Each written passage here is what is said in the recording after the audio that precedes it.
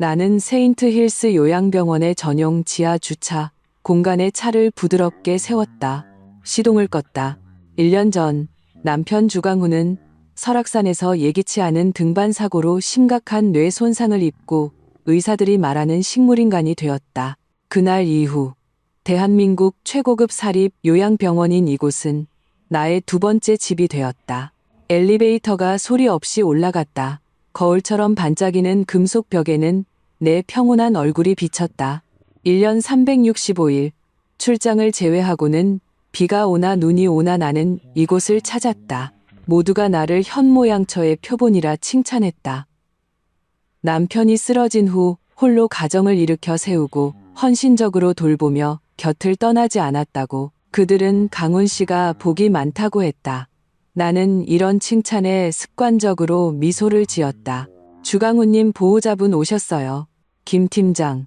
수간호사가 다가와 직업적인 친절함이 묻어나는 얼굴로 맞이했다. 오늘 강훈님 상태는 아주 안정적입니다. 바이탈 사인 모두 정상이고요. 고생 많으세요. 팀장님, 나는 핸드백에서 카드를 꺼냈다. 다음 달 병원비인데 부탁드릴게요. 2천만 원. 매월 1일이면 이 숫자는 내 계좌에서 어김없이 빠져나갔다. 마치 프로그램된 블랙홀처럼 우리의 공동재산을 정확하게 삼켜버렸다. 김 팀장은 익숙하게 카드를 긁고 영수증을 건네주었다. 그리고는 정중하게 덧붙였다. 걱정 마세요. 저희가 사용하는 영양액과 약물은 모두 최고급 수입품이고 간병도 24시간 1대1로 이루어지니 절대 어떤 소홀함도 없을 겁니다. 나는 고개를 끄덕여 감사를 표하고 보온 도시락을 든 채 복도 끝 남향의 1인실 병실로 향했다. 햇살이 좋았다. 거대한 통유리창을 통해 쏟아져 들어왔다. 공기 중에는 소독약 냄새와 고급 플로리스트가 만든 꽃향기가 뒤섞여 비현실적일 만큼 깨끗했다. 병실에는 주강훈이 조용히 누워 있었다. 몸에는 생명을 유지하는 각종 튜브와 선들이 연결되어 있었고 모니터 화면의 곡선은 안정적으로 파동하며 규칙적인 삐 소리를 냈다. 그의 얼굴은 많이 수척해져 있었다. 한때 눈 속에 가득했던 총기는 이제 눈꺼풀 아래 죽은 듯한 그늘로만 남아 있었다. 나는 보온 도시락을 내려놓았다. 안에는 그가 가장 좋아하던 한우 사골곰탕이 들어 있었다. 비록 그가 더 이상 삼킬 수 없어 비위관을 통해 유동식을 주입해야 했지만 이것은 이미 나의 의식이 되어버렸다. 나는 뚜껑을 열어 곰탕의 구수한 향기가 방 안에 퍼지게 했다. 마치 이렇게 하면 과거에 기억한 조각이라도 깨울 수 있을 것처럼 강훈 씨, 나왔어요. 나는 침대 곁에 앉아 아무런 감각이 없는 그의 손을 잡고 매일의 일방적인 이야기를 시작했다. 오늘 회사에서 회의했는데 강서구 프로젝트 드디어 따냈어요. 당신이 전에 만들어둔 기획안들 전부 다 썼는데 다들 당신한테 감탄하더라. 우리 딸 알아. 피아노 콩쿠르에서 1등 했어. 아빠는 언제 자기 공연 보러 올 수 있냐고 자꾸 물어봐. 내 목소리는 차분했고 어조는 온화했다. 마치 지극히 평범한 집안일을 이야기하는 것처럼. 모니터의 심박수 그래프는 여느 때와 같이 아무런 변화가 없었다. 나는 그의 뺨과 손바닥을 닦아주었다. 동작은 부드럽고 능숙했다. 1년 동안 이 모든 간호 절차는 이미 내 몸에 완전히 익었다. 나는 심지어 모니터의 복잡한 데이터들을 읽는 법도 배웠다. 어느 선이 호흡을 나타내고 어느 선이 심박수를 나타내는지 알게 되었다. 나는 반 전문가가 되었지만 나의 환자는 영원히 그 한 사람뿐이었다. 그의 손가락 사이를 꼼꼼히 닦는 데 집중하고 있을 때 병실 문이 조용히 열렸다. 청소 작업복을 입은 중년 남자가 청소 카트를 밀고 들어왔다. 약간 뚱뚱한 체형의 평범한 외모, 요양원에서 100번을 마주쳐도 얼굴을 기억하기 힘든 그런 사람이었다. 그는 나에게 고개를 까딱하며 인사를 건네고는 말없이 청소를 시작했다. 나는 신경 쓰지 않고 주강훈에게 딸 아라의 학교 생활 속 재미있는 일들을 계속 이야기했다. 청소부의 동작은 매우 조용했다. 대걸레가 바닥과 마찰하며 사각사각 마치 누에가 뽕잎을 갉아먹는 듯한 미세한 소리를 냈다. 그가 바닥을 닦는 동선은 조금 이상해 보였다. 먼저 내 자리를 피해 방의 다른 구석들을 모두 청소하고 마지막에야 내 등 뒤로 왔다. 내가 주강훈의 베개 높이를 조절해 주려고 몸을 숙이는 순간 그 청소부의 대걸레가 내 의자 다리에 부딪히며 가벼운 소리를 냈다. 죄송합니다. 죄송합니다. 사모님. 그는 즉시 사과했다. 목소리에는 어수룩한 당혹감이 묻어 있었다. 괜찮아요. 나는 돌아보지 않고 무심코 대답했다. 그는 몸을 웅크려 방금 대걸레가 닿았던 곳을 걸레로 닦는 듯했다. 그가 일어나 청소 카트를 밀고 내 곁을 스쳐 지나가는 순간 나는 코트 주머니 옆면이 아주 미세한 힘에 의해 스쳐지는 것을 느꼈다. 그 느낌은 순식간에 사라졌다. 마치 미풍이 스쳐 지나간 것처럼 만약 내가 이 죽음과 같은 고요함 속에 온전히 몰입하고 있지 않았다면 거의 알아차리지 못했을 것이다. 이어서 그는 카트를 밀고 조용히 병실을 나가 문을 닫았다. 모든 과정에서 우리는 눈을 마주치지도 불필요한 말을 나누지도 않았다. 병실은 다시 모니터에 삐삐 소리만 남은 정적에 휩싸였다. 하지만 내 마음에는 그 순간 작은 돌멩이 하나가 던져져 보이지 않는 파문이 퍼져나가기 시작했다. 나는 여전히 몸을 숙인 자세를 유지하고 있었지만 손가락은 나도 모르게 꽉 쥐어졌다. 나는 오른쪽 코트 주머니에 무언가 들어왔다는 것을 느낄 수 있었다. 모서리가 있는 작은 사각형, 단단하고 차가웠다. 나는 즉시 그것을 만져보지 않았다. 내 호흡은 변하지 않았고 주강훈의 이불깃을 여며주는 동작은 여전히 차분했다. 나는 심지어 방금 하던 이야기를 계속 이어갈 수도 있었다. 알아, 선생님이 그러는데 음악적 재능이 당신을 쏙 빼닮았대. 하지만 내 머리는 이미 빠르게 회전하기 시작했다. 그 청소부의 눈빛, 그가 의도적으로 돌아갔던 동선, 그 우연처럼 보였던 접촉, 그리고 지금 주머니 속의 이질적인 감촉. 이 모든 것이 정교한 톱니바퀴처럼 빈틈없이 하나의 결론을 가리키고 있었다. 이것은 의도적이고 극도로 은밀한 전달 행위였다. 나는 주강훈 곁에서 30분을 더 앉아 있었다. 보온 도시락의 사골곰탕이 완전히 식을 때까지 나는 평소처럼 모든 것을 정리하고 몸을 숙여 그의 이마에 작별의 입맞춤을 남겼다. 강훈 씨, 나 갈게. 내일 또 올게. 병실을 나와 복도를 지났지만 아무도 없었다. 간호사실을 지날 때 김 팀장은 고개를 숙이고 바쁘게 일하고 있었다. 나는 멈추지 않고 평온한 걸음으로 엘리베이터에 탔다. 엘리베이터 문이 천천히 닫히며 요양원의 그 새하얗고 비싸지만 생기 없는 세계를 차단했다. 혼자가 되어서야 나는 감히 주머니에 손을 넣었다.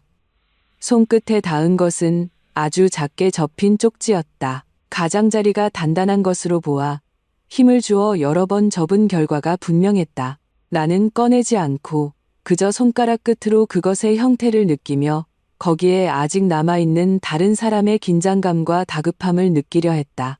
차에 앉아 문을 잠그고 나서야 화이트티와 프리지아 향으로 이루어진 나만의 안전한 공간이 나를 감쌌다. 나는 마침내 그 쪽지를 꺼냈다. 손바닥에는 이미 미세한 땀이 배어나와 쪽지가 살짝 젖어 있었다. 나는 심호흡을 하고 조심스럽게 그것을 펼쳤다. 쪽지에는 수신인도 발신인도 없었다. 가장 흔한 볼펜으로 쓴 단 2줄의 글씨만 있었다. 글씨체는 삐뚤빼뚤했고 쓴 사람의 극심한 불안감이 느껴졌다. 더 이상 병원비를 내지 마세요. 지난주 일요일 CCTV를 확인해 보세요. 글자 하나하나가 차가운 정이 되어 1년 동안 평온했던 내 마음의 호수의 바닥모를 균열을 내는 듯했다. 더 이상 병원비를 내지 마세요. 왜? 이 돈은 주강훈의 생명을 유지하는 핵심이다. 이걸 끊는 것은 그의 사형을 선고하는 것과 같다. 지난주 일요일 CCTV를 확인해 보세요. 지난주 일요일 나는 왔었다. 평소의 다른 일요일과 똑같이 2시간 동안 그와 함께 있었고 경제 뉴스를 읽어준 뒤 떠났다. 그날의 CCTV에 무엇이 다를까? 청소부는 해고 혹은 그 이상의 위험을 무릅쓰고 이런 방식으로 내게 메시지를 전달했다. 절대 장난일 리가 없다. 그의 두려움은 진짜였다. 쪽지의 모든 글자에는 필사적인 결의가 배어 있었다. 나는 곧장 집으로 가지 않고 회사 근처의 한적한 주차장으로 차를 몰았다.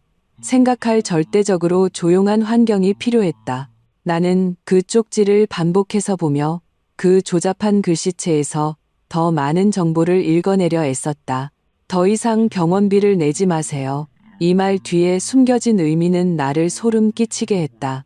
내가 지불하는 모든 돈이 그를 살리는 것이 아니라 어떤 음모를 키우고 있을지도 모른다는 암시였다. 이 생각이 뿌리를 내리자 마치 덩굴처럼 미친 듯이 내 심장을 휘감아 숨도 쉬기 힘들게 만들었다. 나는 억지로 냉정을 되찾았다. 나는 김서현, 한때 업계 최고의 법무회계사 중 한 명이었다. 내 직업이 가르쳐준 가장 중요한 것은 혼란스러운 정보 속에서 핵심 단서를 찾아내고 가장 이성적인 논리로 분석하는 것이었다. 첫째, 청소부는 내부자다. 그는 외부인이 모르는 비밀을 알고 있다. 둘째, 그는 경찰이 아닌 나를 선택했다. 이는 이 일이 직접적인 형사 증거가 되지 않거나 자신이 연루될까 두려워한다는 의미다. 셋째, 핵심은 지난주 일요일과 CCTV다. 나는 스마트폰 캘린더를 열고 지난주 일요일의 모든 세부 사항을 떠올렸다. 나는 오전 10시에 도착해서 12시에 떠났다. 그동안 당직 간호사가 약을 한 번 교체하러 들어온 것 외에는 아무도 병실에 들어오지 않았다. 그렇다면 문제는 분명 내가 떠난 후에 발생했을 것이다. 병원 측에 직접 따져 물을 수는 없다. 그건 청소부를 위험에 빠뜨리는 것과 같다. 나는 그들이 거절할 수 없으면서도 경계심을 일으키지 않을 완벽한 이유를 만들어 그날의 CCTV를 봐야만 했다. 내 시선은 귓불에 있는 진주 귀걸이에 닿았다. 이것은 주강훈이 결혼 5주년 선물로 준 것으로 꽤 고가였다.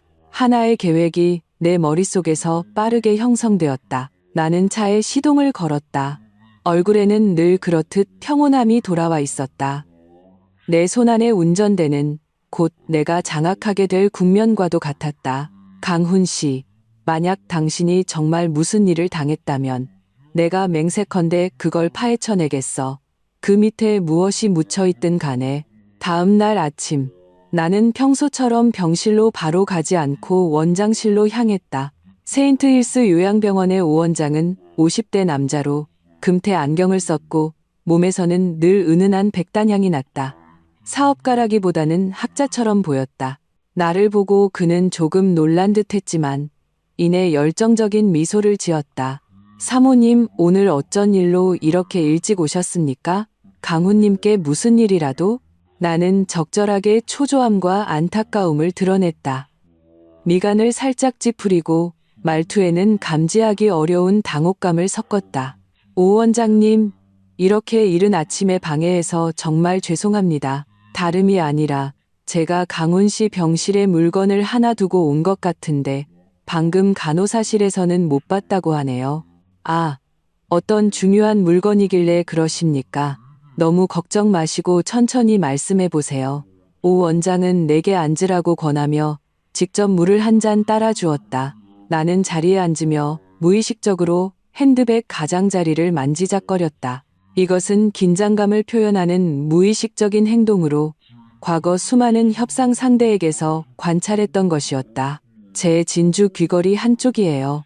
나는 왼쪽 귓불을 만졌다. 그곳은 텅 비어 있었다. 다른 쪽 귀걸이는 집을 나서기 전에 미리 빼서 보석함에 넣어두었다. 강훈 씨가 결혼기념일 선물로 준 건데 저한테는 의미가 아주 각별해서요. 곰곰이 생각해보니 마지막으로 착용한 게 지난주 일요일에 강훈 씨 보러 왔을 때였어요. 아마 몸을 닦아주거나 침구를 정리할 때 빠졌나 봐요. 나는 의도적으로 지난주 일요일이라는 시점을 강조하고 합리적인 분실 상황을 제시했다. 오 원장의 표정이 즉시 심각해졌다. 사모님, 걱정 마십시오. 저희 병원 청소 절차는 매우 엄격합니다. 만약 병실 안에 있다면 분명히 찾을 수 있을 겁니다. 제가 바로 김 팀장에게 사람들을 데리고 다시 한번 꼼꼼히 찾아보라고 지시하겠습니다. 이미 부탁해서 찾아봤는데 못 봤다고 하더라고요. 나는 고개를 저으며 실망감을 감추지 않았다. 그래서 말인데요. 오 원장님. 좀 규정에 어긋나는 부탁인 건 알지만 혹시 지난주 일요일 복도 CCTV 영상을 좀 볼 수 있을까요? 제가 떠난 뒤에 누가 병실을 드나들었는지 아니면 제가 복도에서 떨어뜨렸을 가능성은 없는지 확인만 하고 싶어서요.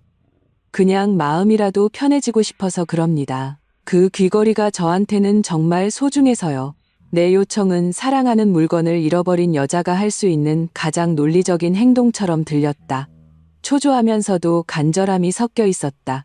오 원장은 잠시 침묵했다. 그는 나를 바라보았다.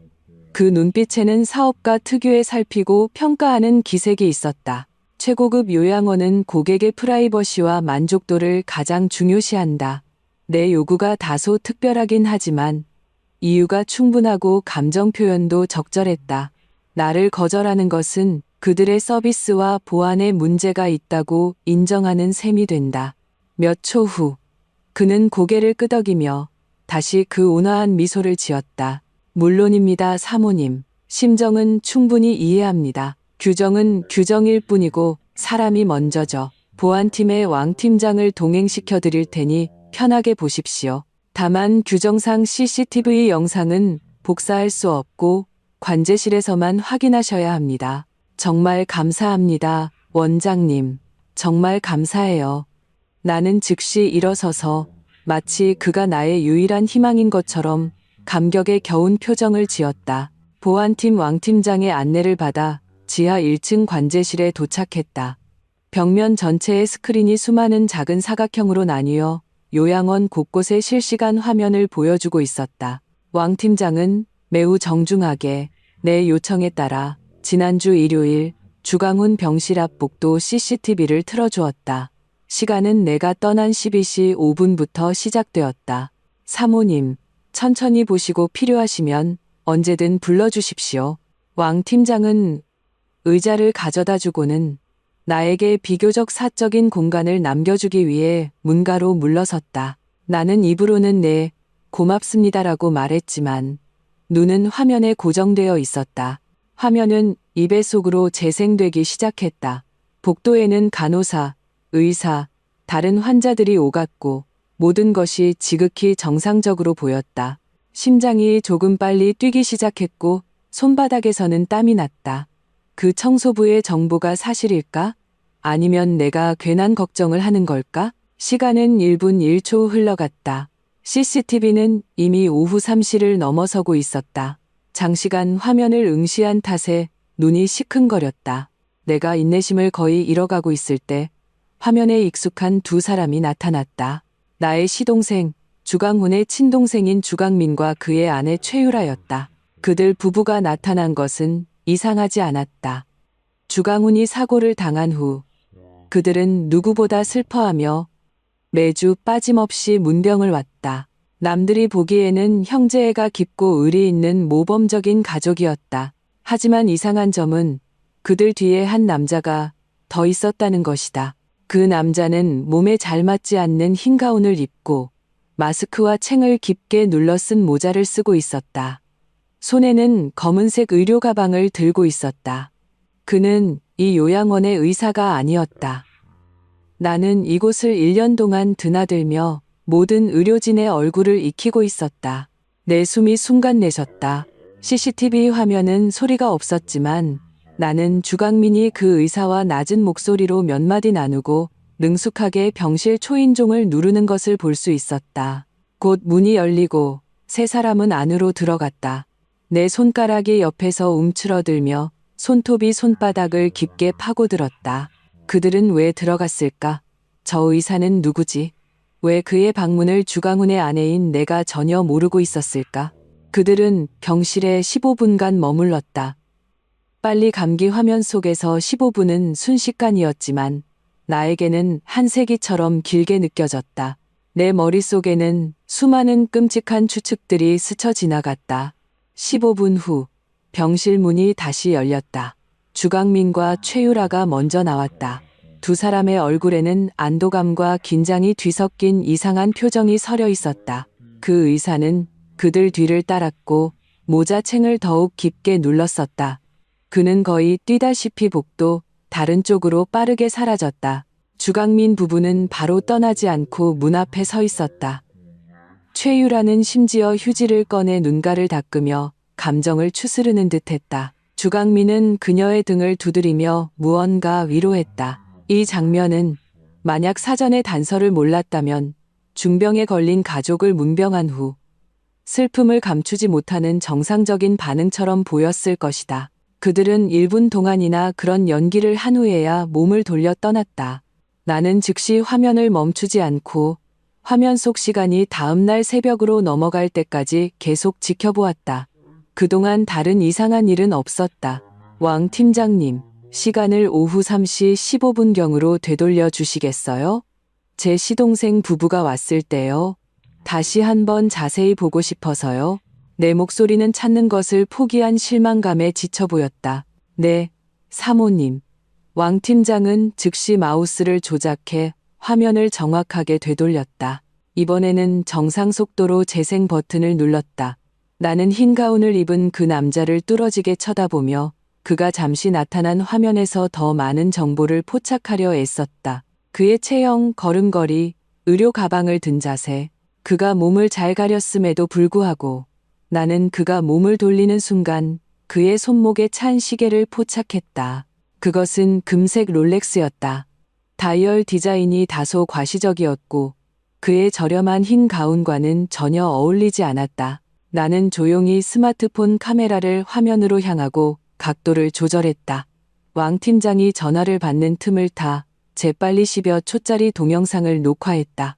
화면에는 그들 세 사람이 병실을 드나드는 전 과정이 담겨 있었다.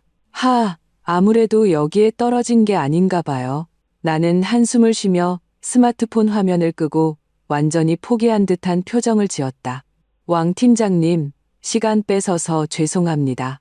별 말씀을요, 사모님. 도움이 못 돼서 저희가 죄송합니다. 왕 팀장이 정중하게 말했다. 아니에요. 제가 장소를 잘못 기억했나 보죠. 나는 일어서서 관자놀이를 문지르며 심신이 지친 모습을 보였다. 그럼 이만 가보겠습니다. 수고하세요. 관제실을 나와 다시 햇빛을 본 순간 햇살이 눈을 찔러 아팠다. 차에 앉았을 때 등은 이미 식은 땀으로 축축했다. 그 10여 초짜리 무음 영상이 내 스마트폰에서 반복 재생되고 있었다. 모든 장면이 무거운 망치가 되어 내 신경을 내리쳤다. 그 남자는 절대 의사가 아니다. 요양원의 주치의와는 매주 소통하며 주강훈의 어떤 치료 계획이든 내 서명이 필요했다. 이 사람의 등장은 완전히 내가 모르는 사이에 이루어진 일이었다. 주강민, 최유라, 그들은 도대체 강훈 씨에게 무슨 짓을 한 걸까? 거대하고 차가운 공포가 마음속 깊은 곳에서부터 피어올랐다. 나는 문득 깨달았다. 지난 1년 동안 나의 모든 슬픔, 인내, 헌신이 어쩌면 거대한 사기극의 배경판에 불과했고 나는 그 사실도 모른 채 무대 조명 전기세나 내고 있는 바보였다는 것을. 나는 바로 집으로 가지 않고 주강훈과 결혼 전에 살던 아파트로 차를 몰았다. 사고 후 나와 딸은 시부모님과 서로 돌보기 편하도록 평창동의 본가로 이사했다. 이 아파트는 계속 비어 있었고 안에는 우리의 과거 생활 흔적이 그대로 남아 있었다. 문을 열자 익숙한 공기가 나를 맞았다. 나는 곧장 서재로 가서 주강훈의 낡은 금고를 찾았다. 비밀번호는 우리의 결혼 기념일이었다. 금고 안에는 부동산 등기 서류 몇 개와 투자 서류들 외에 가장 위에는 갈색 서류 봉투가 놓여 있었다. 겉면에는 가족 신탁 계약서라고 쓰여 있었다. 이것은 시아버지이자 주성그룹의 창업주인 주태진 회장님께서 은퇴하실 때 설립한 것이었다. 자식들의 재산 다툼을 피하기 위해 그는 대부분의 자산을 이 취소 불가능한 신탁펀드에 넣어두었다. 나는 법무회계사였기에 이런 서류가 낯설지 않았지만 결혼 후에는 직장을 그만두었고 주강훈도 신탁의 구체적인 조항에 대해 자세히 이야기해 준 적이 없었다. 그저 아버님께서 우리 모두의 생활을 보장하기 위해 마련한 것이라고만 했다. 이제 나는 이 안의 모든 글자를 명확히 이해해야만 했다.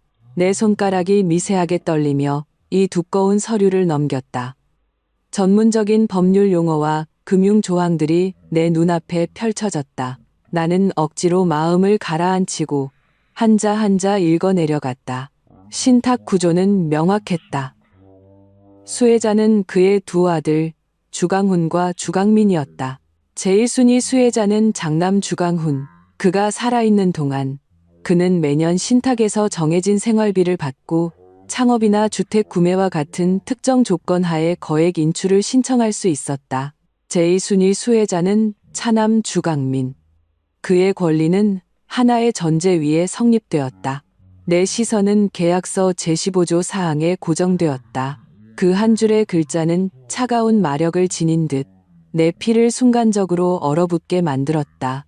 제1순위 수혜자 주강훈 씨가 불행히 사망할 경우 그의 모든 신탁 권리는 자동으로 제2순위 수혜자 주강민 씨에게 온전히 이전된다.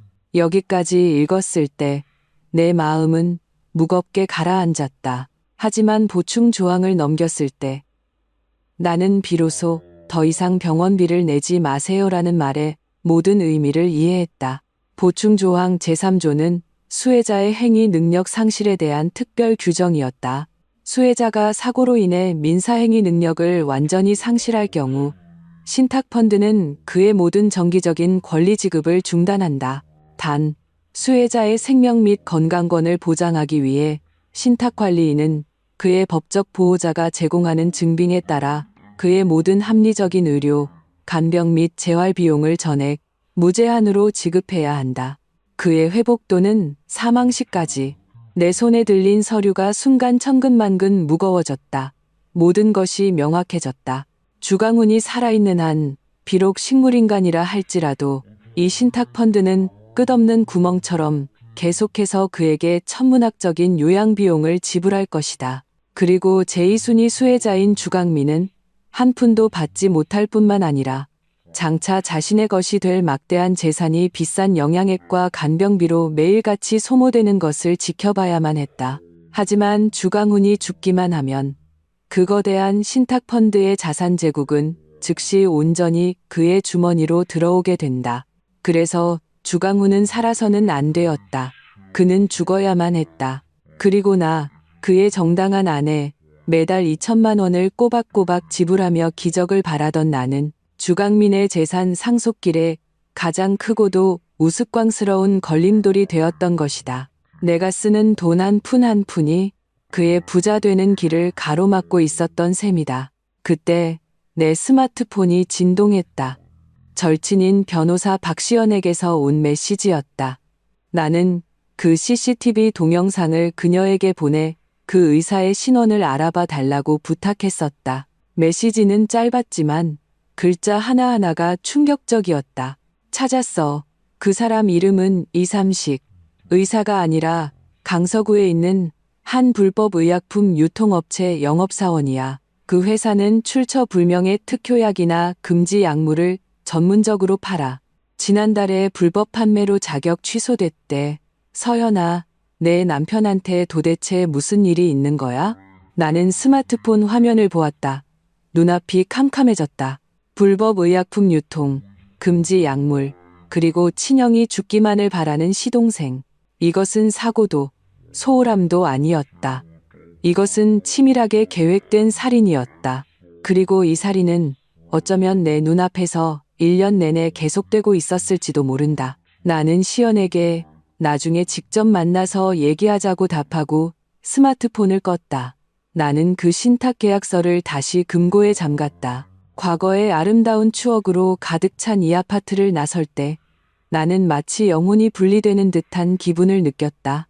온화하고 품이 있으며 슬픔에 잠겨있던 김서연은 뒤에 남겨졌다. 그리고 햇빛 아래를 걷는 사람은 새롭거나 혹은 본래의 나로 돌아온 나였다. 숫자와 조항 속에서 진실을 찾는 데 익숙한 냉철하고 예리한 법무회계사. 내 머리는 지금 고속으로 회전하는 정밀 기계와 같았다. 냉정하게 전체 상황을 분석하기 시작했다. 주강민과 최유라는 주범이다. 동기는 신탁펀드를 가로채기 위함이다. 그 가짜 의사 이삼식은 실행 도구다. 요양원, 적어도 일부 경영진은 공범일 가능성이 높다. 그렇지 않다면 정체불명의 사람이 그렇게 쉽게 VIP 병실에 들어올 수 없었을 것이다. 그리고 내게 쪽지를 건넨 청소부는 이 빈틈없는 음모의 유일한 균열이다. 나는 증거가 필요했다. 그 흐릿한 CCTV 영상뿐만이 아니라 그들을 단번에 무너뜨릴 수 있는 결정적인 증거가. 나는 집으로 가지 않고 바로 박시연의 법률사무소로 차를 몰았다. 시연은 내 대학 동기이자 가장 친한 친구다. 그녀는 세련된 단발머리에 잘 재단된 정장을 입었고 눈빛은 언제나 수술용 메스처럼 날카로웠다. 그녀는 내가 가장 평온한 어조로 모든 일의 전말을 이야기하는 동안 한마디도 끼어들지 않고 미간만 점점 좁혀갔다. 그래서 넌 지금 시동생이 내 남편의 죽음을 앞당기려고 유해한 약물을 계속 사용해서 자연사로 위장하려 했다고 의심하는 거구나. 시연이 핵심을 찔렀다. 의심이 아니라 확신이야. 나는 그녀에게 물 한 잔을 건넸다. 내가 몇 가지 좀 도와줘야겠어. 첫째, 네가 가진 경로를 통해 주강민과 최유라의 최근 1년간의 재무 상태를 철저히 조사해줘. 특히 거액의 자금 흐름을 추적해서 그들이 요양원이나 그 이삼식과 경제적인 유착관계가 있는지 확인해줘. 둘째, 그 청소부의 신상 정보를 전부 알아봐줘. 그의 모든 것을 알아야겠어. 그를 신뢰할 수 있을지 결정해야 하니까. 시연은 나를 보았다. 눈빛에 걱정이 스쳤다. 서연아, 어떻게 할 생각이야? 바로 경찰에 신고할 거야? 아니, 나는 고개를 저었다. 눈빛은 확고했다. 경찰에 신고하면 그들이 수사에 착수하는 순간 주강민 일당은 즉시 모든 걸 멈추고 증거를 인멸할 거야. 그들 뒤에 있는 재력과 인맥을 생각하면 결국 증거 불충분으로 끝날 가능성이 높아. 그리고 난 그들을 그렇게 쉽게 감옥에 보내고 싶지 않아. 내 목소리는 아주 차가웠다. 옹기라고는 한 점도 없었다. 그들이 원했던 게 돈이었지? 난 그들이 한 푼도 갖지 못하게 할 뿐만 아니라 그들 스스로 자신들의 모든 것을 내 앞에 바치게 만들 거야. 내가 원하는 건 법적인 승리가 아니야. 내가 원하는 건 그들이 영원히 재기할 수 없도록 만드는 완벽한 청산이야. 시연은 나를 보며 몇 초간 침묵했다. 그리고 고개를 끄덕였다. 알겠어. 필요한 거 있으면 언제든 말해. 근데 너 혼자 감당할 수 있겠어? 나 혼자가 아니야. 나는 그녀를 보며 1년 만에 처음으로 진심 어린 미소를 지었다. 나한텐 내가 있잖아. 법률사무소를 나오니 하늘은 이미 어두워져 있었다. 도시의 불빛이 켜지고 차량 행렬이 강물처럼 흘렀다. 하지만 나는 마치 심해를 나아가는 사냥꾼처럼 조용히 나의 그물을 펼치고 있는 기분이었다. 평창동 본가로 돌아가는 길에 시어머니에게서 전화가 왔다. 목소리는 언제나처럼 온화하고 자애로웠다. 서연아, 왜 아직 안 돌아오니? 저녁 다 차려놓고 너만 기다리고 있는데 강민이랑 유라 애미도 와 있단다. 너랑 상의할 게 있다고 하네. 나는 블루투스 이어폰에 대고 물이라도 나올 듯이 부드러운 목소리로 대답했다. 네, 어머님, 금방 도착해요. 길이 좀 막히네요. 연극은 이렇게 빨리 시작되는구나. 집 문을 열었을 때 주강민과 최유라는 거실 소파에 앉아 시부모님과 이야기를 나누고 있었다. 가족 모두가 화기애애했다. 나를 보자 최유라는 즉시 일어나 다정하게 다가와 내 팔짱을 꼈다. 형님, 이제야 오셨네요. 저희 다 걱정했어요. 그녀의 얼굴에는 적절한 걱정이 걸려 있었고 눈빛은 맑은 샘물처럼 진실해 보였다. 만약 CCTV 속 그녀의 그 표정을 직접 보지 않았다면 나는 그녀의 연기에 속아 넘어갈 뻔했다. 회사에 일이 좀 있어서 늦었어. 나는 미소로 화답하며 그녀가 내 팔짱을 끼는 대로 두었다. 얼른 손 씻고 밥 먹어라. 하루 종일 일만 알지 말고 몸도 좀 챙겨야지. 시어머니가 안쓰럽다는 듯 말했다. 식탁 분위기는 역겨울 정도로 따뜻했다.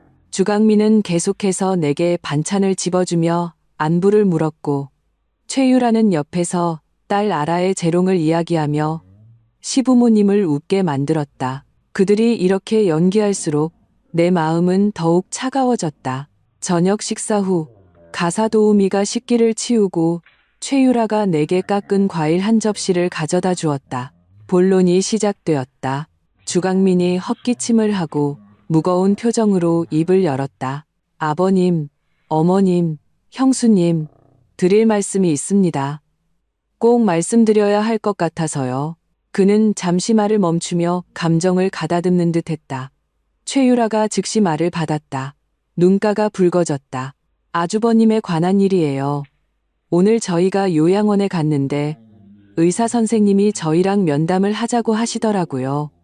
아주버님 상태가 매우 비관적이라고, 뇌 위축이 심해서 다시 깨어날 가능성은 거의 없다고 하셨어요. 시어머니의 얼굴이 순간 하얗게 질렸고 손에 든 찻잔을 거의 놓칠 뻔했다. 시아버지는 침묵한 채 얼굴이 어두워졌다. 나는 눈을 내리깔았다. 긴 속눈썹이 내 모든 감정을 가렸다. 목이 잠긴 목소리로 물었다. 의사 선생님이 뭐라고 하시던가요? 계속 이렇게 생명만 유지하는 건 아주버님을 더 고통스럽게 할 뿐이라고 하셨어요. 주강민의 목소리는 고통으로 가득 차 있었다. 의학적으로는 이미 의미가 없다고요. 그리고 요양원 비용이 너무 비싸잖아요.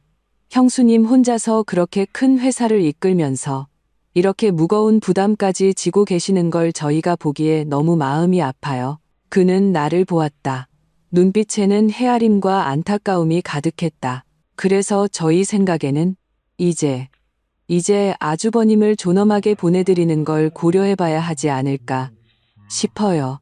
최유라가 마침내 최종 목적을 말했다. 말을 마치고는 고개를 숙여 휴지로 얼굴을 가리고 어깨를 들썩이며 울기 시작했다. 거실은 죽음과 같은 정적에 휩싸였다. 시아버지가 갑자기 테이블을 내리치며 노성을 터뜨렸다. 이런 불효막심한 놈. 아직 숨이 붙어 있는 한 포기할 수 없다. 시어머니도 따라 울기 시작했다. 강민아, 어떻게 그런 말을 할 수가 있니? 내 친형이야. 주강민은 즉시 일어나 오해받은 억울함과 고통에 찬 얼굴로 말했다. 아버님, 어머님, 저도 누구보다 형님이 나아지길 바라요. 하지만 현실이 이런 걸 어떡합니까? 우리가 이렇게 이기적이면 안 돼요. 우리 자신의 작은 희망 때문에 형님을 그렇게 고통스럽게 눕혀둘 수는 없잖아요. 가장 힘든 사람은 형수님이에요. 형수님 인생이 평생 이렇게 소모되는 걸 보고만 계실 건가요? 그는 정확하게 나에게 화살을 돌려 자신을 대의를 생각하고 형수를 위하는 좋은 동생으로 포장했다. 모든 사람의 시선이 내게 집중되었다. 나는 천천히 고개를 들었다. 얼굴에는 그들이 예상했던 슬픔, 갈등, 그리고 망연자실함이 서려 있었다. 나는 주강민을 보고 최유라를 보았다. 목소리는 언제라도 부서질 것처럼 간입했다. 나는 모르겠어요. 정말 어떻게 해야 할지 모르겠어요. 나는 얼굴을 감싸 쥐었다. 몸이 미세하게 떨리며 거대한 압박감과 슬픔에 무너진 여인을 완벽하게 연기했다. 내 반응을 보고 주강민과 최유라는 서로 눈짓을 교환했다. 그 눈빛 깊은 곳에 감출 수 없는 더이함이 스쳐 지나갔다. 그들은 자신들의 계획이 절반은 성공했다고 생각했을 것이다. 그들은 몰랐다. 그들이 그 말을 내뱉는 순간 내 마음속에서 그들은 이미 사형 선고를 받았다는 것을.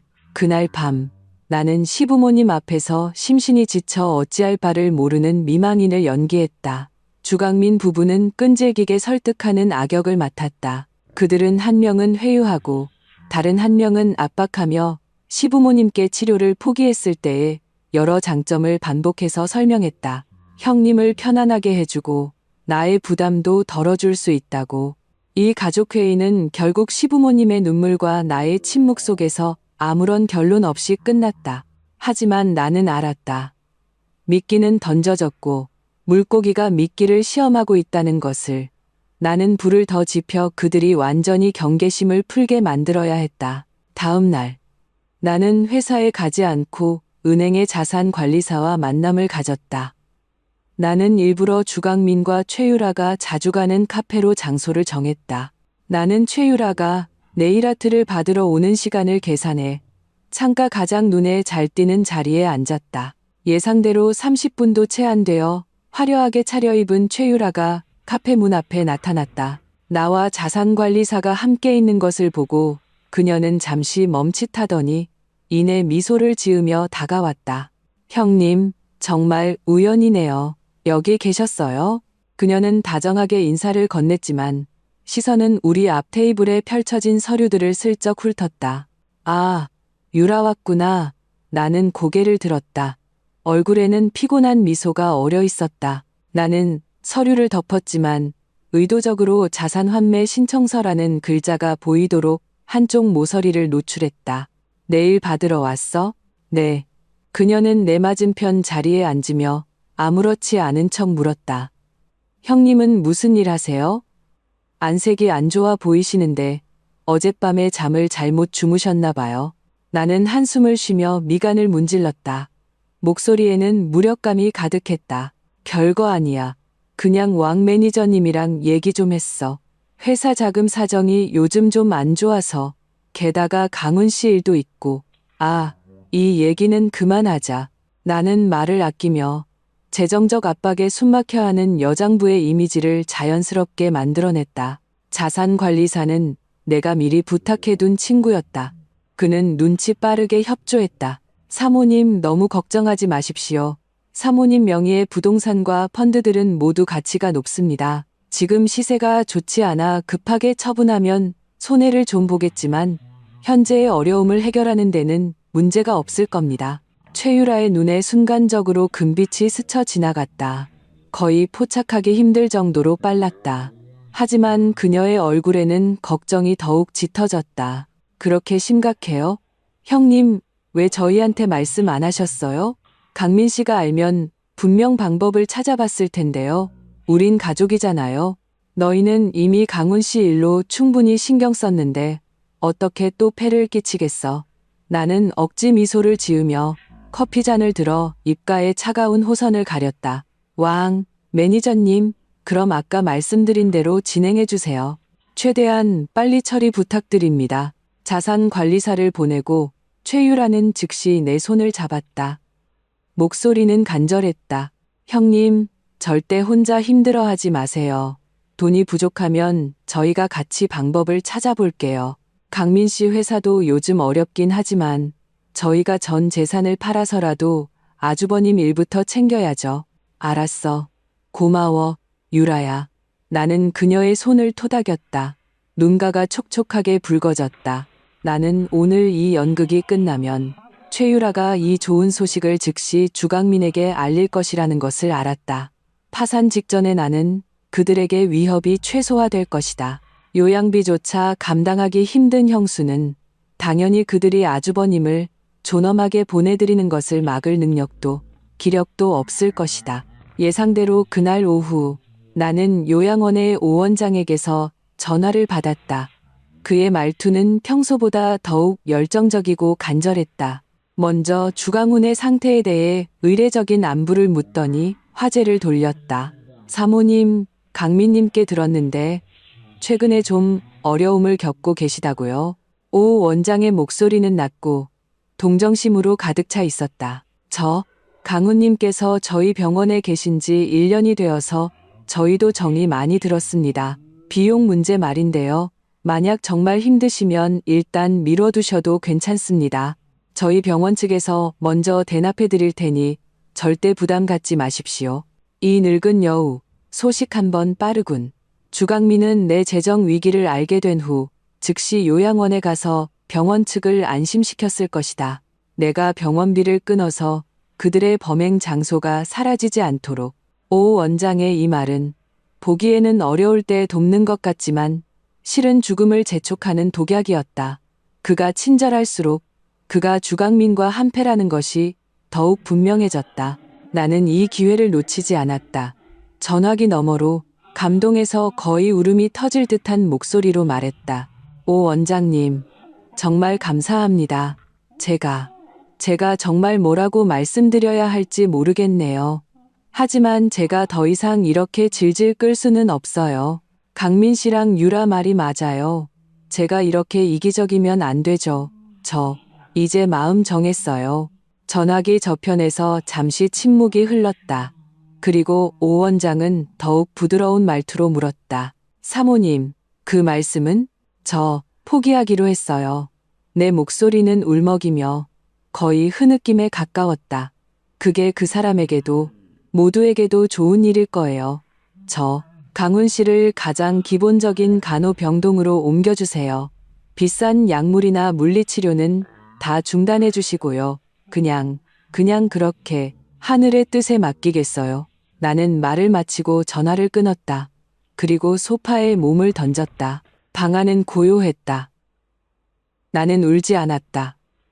심지어 슬픈 감정조차 없었다. 내 마음은 깊은 우물처럼 평온했고 그 우물 바닥에서는 사냥 그물이 천천히 펼쳐지고 있었다. 계획의 첫 단계는 성공했다.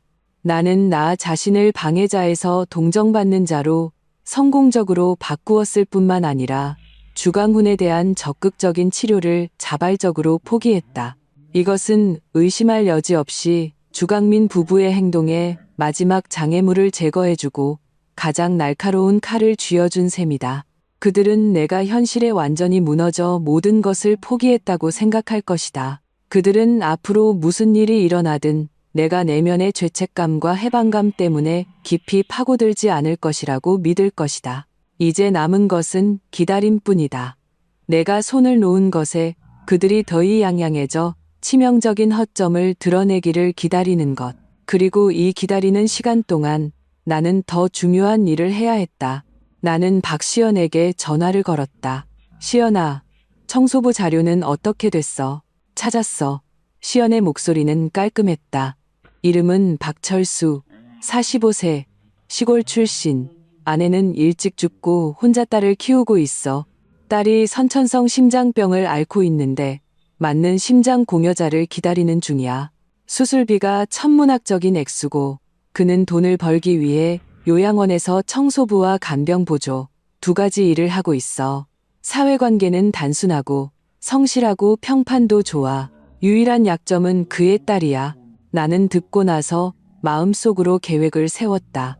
딸을 위해 모든 것을 걸 수 있는 아버지는 이 세상에서 가장 믿을 수 있는 동맹이자 가장 통제하기 쉬운 사람이다.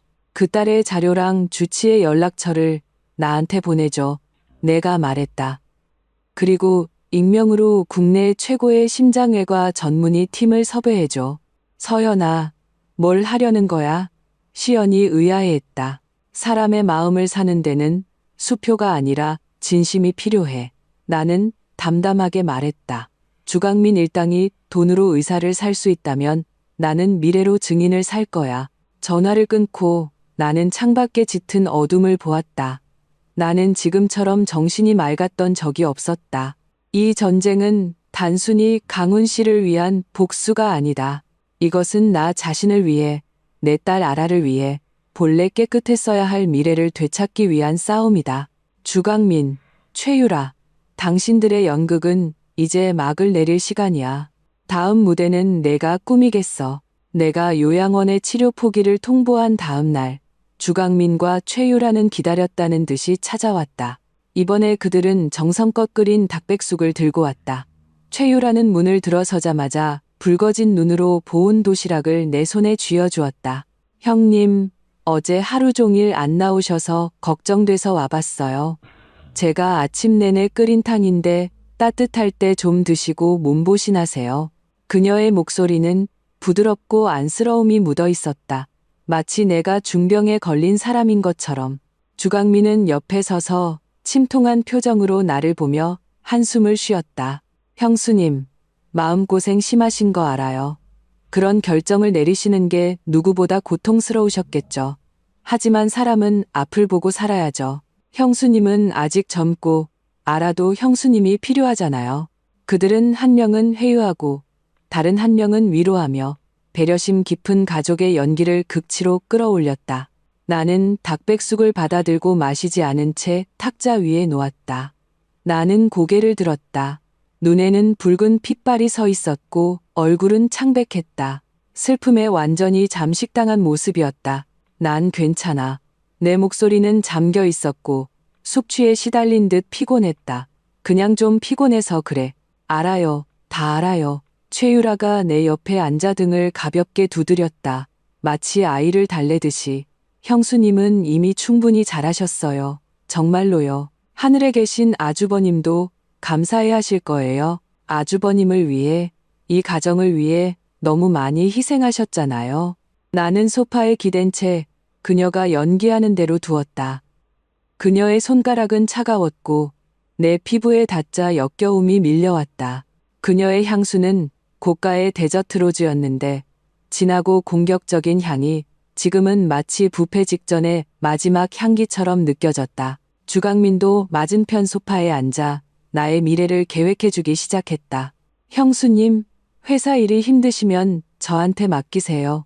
걱정 마세요. 제가 형님이 남긴 소중한 회사를 꼭 지켜드릴게요. 그의 말은 간절했고 눈빛에는 책임감이 가득했다. 그리고 부모님도 저희가 더 자주 찾아뵐게요. 형수님은 지금 푹 쉬면서 몸을 추스르는 게 가장 중요해요. 그는 나의 재산과 가정 내 지위를 미리 인수하려 하고 있었다. 얼마나 배려 깊고 얼마나 주도면밀한가. 나는 그의 진심 어린 얼굴을 보며 마음속으로 차갑게 비웃었다. 나는 그의 눈동자 깊숙한 곳에서 억누를 수 없는 탐욕과 흥분이 어둠 속에 도깨비불처럼 희미하게 타오르는 것을 똑똑히 볼 수 있었다.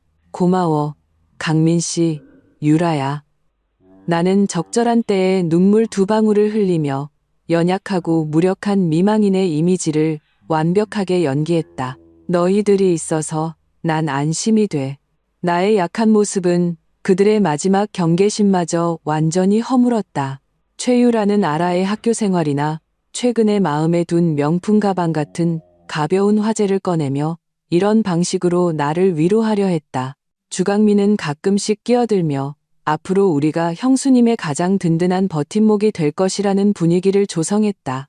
이 악어의 눈물쇼는 1시간이나 계속되었다. 그들을 배웅할 때 최유라는 나를 안으며 귓가에 속삭였다. 형님, 힘내세요. 시간 좀 지나면 제가 같이 여행이라도 가서 기분 전환시켜 드릴게요. 나는 고개를 끄덕였다. 그들이 새로 뽑은 포르쉐 카이엔을 타고 사라지는 것을 지켜보았다. 차가 시야에서 사라지는 순간 내 얼굴의 모든 슬픔은 순식간에 사라지고 차가운 평온만이 남았다. 나는 거실로 돌아와 손도 대지 않은 그 닭백숙을 쓰레기통에 쏟아부었다. 그리고 전화를 걸었다. 박시연을 통해 알아낸 심장외과 권위자인 장 교수였다. 장 교수님, 안녕하십니까? 김서연입니다. 내 목소리는 평소의 냉철함과 명료함을 되찾았다. 박철수 씨의 딸, 박시은 양의 수술 계획에 대해 다시 한번 상의드리고 싶습니다. 비용은 문제 없습니다. 제 요구는 단 하나, 최고의 기술을 사용해서 수술 성공률을 보장해 달라는 것입니다. 전화기 저편에서 장 교수의 차분하고 전문적인 목소리가 들려왔다. 사모님, 걱정 마십시오. 이미 전문가 협진을 진행했고 초기 계획안이 나왔습니다. 아이가 아주 굳세서 수술 성공률은 90% 이상으로 예상됩니다. 좋습니다. 그 대답을 듣고 마음속에 돌덩이 하나가 내려앉았다. 감사합니다, 교수님. 관련 비용은 즉시 변호사를 통해 교수님 비서와 처리하도록 하겠습니다. 전화를 끊고 창밖을 보았다. 주강민 부부는 그들이 모든 것을 통제하고 있다고 생각했다. 그들은 돈과 거짓말로 그물을 짜서 원하는 사냥감을 잡으려 했다. 하지만 그들은 몰랐다. 사마귀가 매미를 잡을 때 그 뒤에는 참새가 있다는 것을. 나는 박철수를 돈으로 매수할 필요가 없었다. 나는 그에게 돈보다 더 중요한 것, 희망을 주어야 했다. 한 아버지가 딸의 회복에 거는 모든 희망. 이 희망이 나로부터 주어졌을 때 그는 나의 가장 충실한 눈과 귀가 될 것이다. 저녁 무렵 나는 평범한 시립병원으로 차를 몰았다. 이번 병동 아래에서 퇴근 후 급히 달려온 박철수를 만났다. 그는 요양원에서보다 더 초췌하고 늙어 보였다. 작업복 아래에는 색이 바랜 낡은 티셔츠를 입고 있었다. 나를 보자 그는 불안해하며 긴장한 손을 바지에 문질렀다. 사모님. 그는 더듬거리며 입을 열었고 시선은 나를 피했다. 나는 말없이 그에게 서류 한 뭉치를 건넸다. 그것은 장 교수팀이 그의 딸의 병에 대해 작성한 초기 치료 계획안과 내가 박시연에게 의뢰해 작성한 수술 및 재활 비용 전액 부담에 대한 익명기부 협약서였다. 박철수는 떨리는 손으로 서류를 받아 한 장 한 장 넘겨보았다. 그가 수술 성공률 90%와 그 뒤에 적힌 긴 비용 목록이 전액 완납되었다는 글자를 보았을 때 이 40대 중반의 남자, 삶의 고난에 시달린 한 아버지는 갑자기 바닥에 주저앉아 얼굴을 감싸고 억눌린 짐승 같은 울음을 터뜨렸다. 나는 그가 울음을 그칠 때까지 조용히 기다렸다. 한참 후에야 그는 고개를 들었다. 새빨개진 눈으로 나를 뚫어지게 쳐다보며 쉰 목소리로 물었다. 왜 이러시는 겁니까? 당신은 좋은 아버지니까요. 나는 평온하게 대답했다. 그리고 저도 어머니니까요. 박 선생님, 저는 당신이 불법적인 일을 하기를 원하지 않습니다. 그저 당신이 보고 들은 것을 저에게 알려주기만 하면 됩니다. 주강민 부부에 대해, 요양원에 대해, 제 남편에 대한 모든 비정상적인 것들을요. 박철수는 즉시 대답하지 않았다. 그는 일어나서 나를 향해 깊이 허리를 숙였다. 그 순간 나는 나의 참새가 제자리에 섰음을 알았다. 사모님, 그는 허리를 펴고 일어섰다. 눈빛에는 이전의 두려움 대신 모든 것을 건 듯한 결의가 서려 있었다. 그놈들은 사람이 아닙니다. 그들은 계속 사장님 영양제에 뭔가를 탔습니다. 박철수의 말은 총알처럼 내가 이미 설정해둔 관역의 정중앙을 정확히 맞췄다. 마음속으로 이미 추측하고 있었지만 진실이 이렇게 직설적으로 드러나자 나는 뼈에 사무치는 한기를 느꼈다. 뭔가를 탔다고요? 나는 절대적인 냉정을 유지하며 물었다. 무엇을? 언제부터? 어떻게 알았죠? 구체적으로 뭔지는 저도 모릅니다. 박철수는 고개를 저었다. 얼굴에 두려움이 스쳤다. 무색무취의 액체인데 아주 작은 유리병에 담겨 있고 라벨도 없었습니다. 매번 그 2, 3식이란 가짜 의사가 가져와서 주강민에게 주면 주강민이 간호사가 안 볼 때나 간호사를 일부러 내보내고 직접 탔습니다. 제가 직접 2번 봤습니다. 그의 목소리는 매우 낮았다. 마치 주위에 수많은 귀가 엿듣고 있는 것처럼. 처음 본 건 반년 전이었습니다. 그가 회상했다. 그날 제가 야간 청소를 맡았는데 사장님 병실을 지나가다가 문이 살짝 열려 있는 걸 봤습니다. 문틈으로 보니 주강민이 수액 주머니를 만지고 있었습니다. 그때는 그냥 가족이 돕는 거라고 대수롭지 않게 생각했습니다. 그런데 나중에 또 한 번 봤습니다. 또 그 사람이었고 제가 발견한 건 그 사람이 그 약물을 탈 때마다 다음날 모니터에서 사장님의 일부 수치가 미세하게 비정상적으로 변동한다는 것이었습니다. 심박수가 더 약해졌어요. 그런 상황을 병원 측에 보고하지 않았나요? 내가 물었다. 박철수는 씁쓸하게 웃었다. 그 웃음에는 소시민의 슬픔과 무력함이 가득했다. 사모님, 제가 뭘로 보고를 합니까? 저는 그냥 청소부입니다. 제 말을 누가 믿어주겠습니까? 주강민은 사모님 가족이고 요양원의 큰 고객입니다. 원장도 그에게는 굽실거립니다. 제가 말했다면 저는 즉시 해고될 뿐만 아니라 오히려 제가 뒤집었을 겁니다. 제가 없는 말을 지어냈다고요. 심지어 제 딸에게 무슨 짓을 할지 상상도 하기 싫습니다. 그의 걱정은 내 예상대로였다.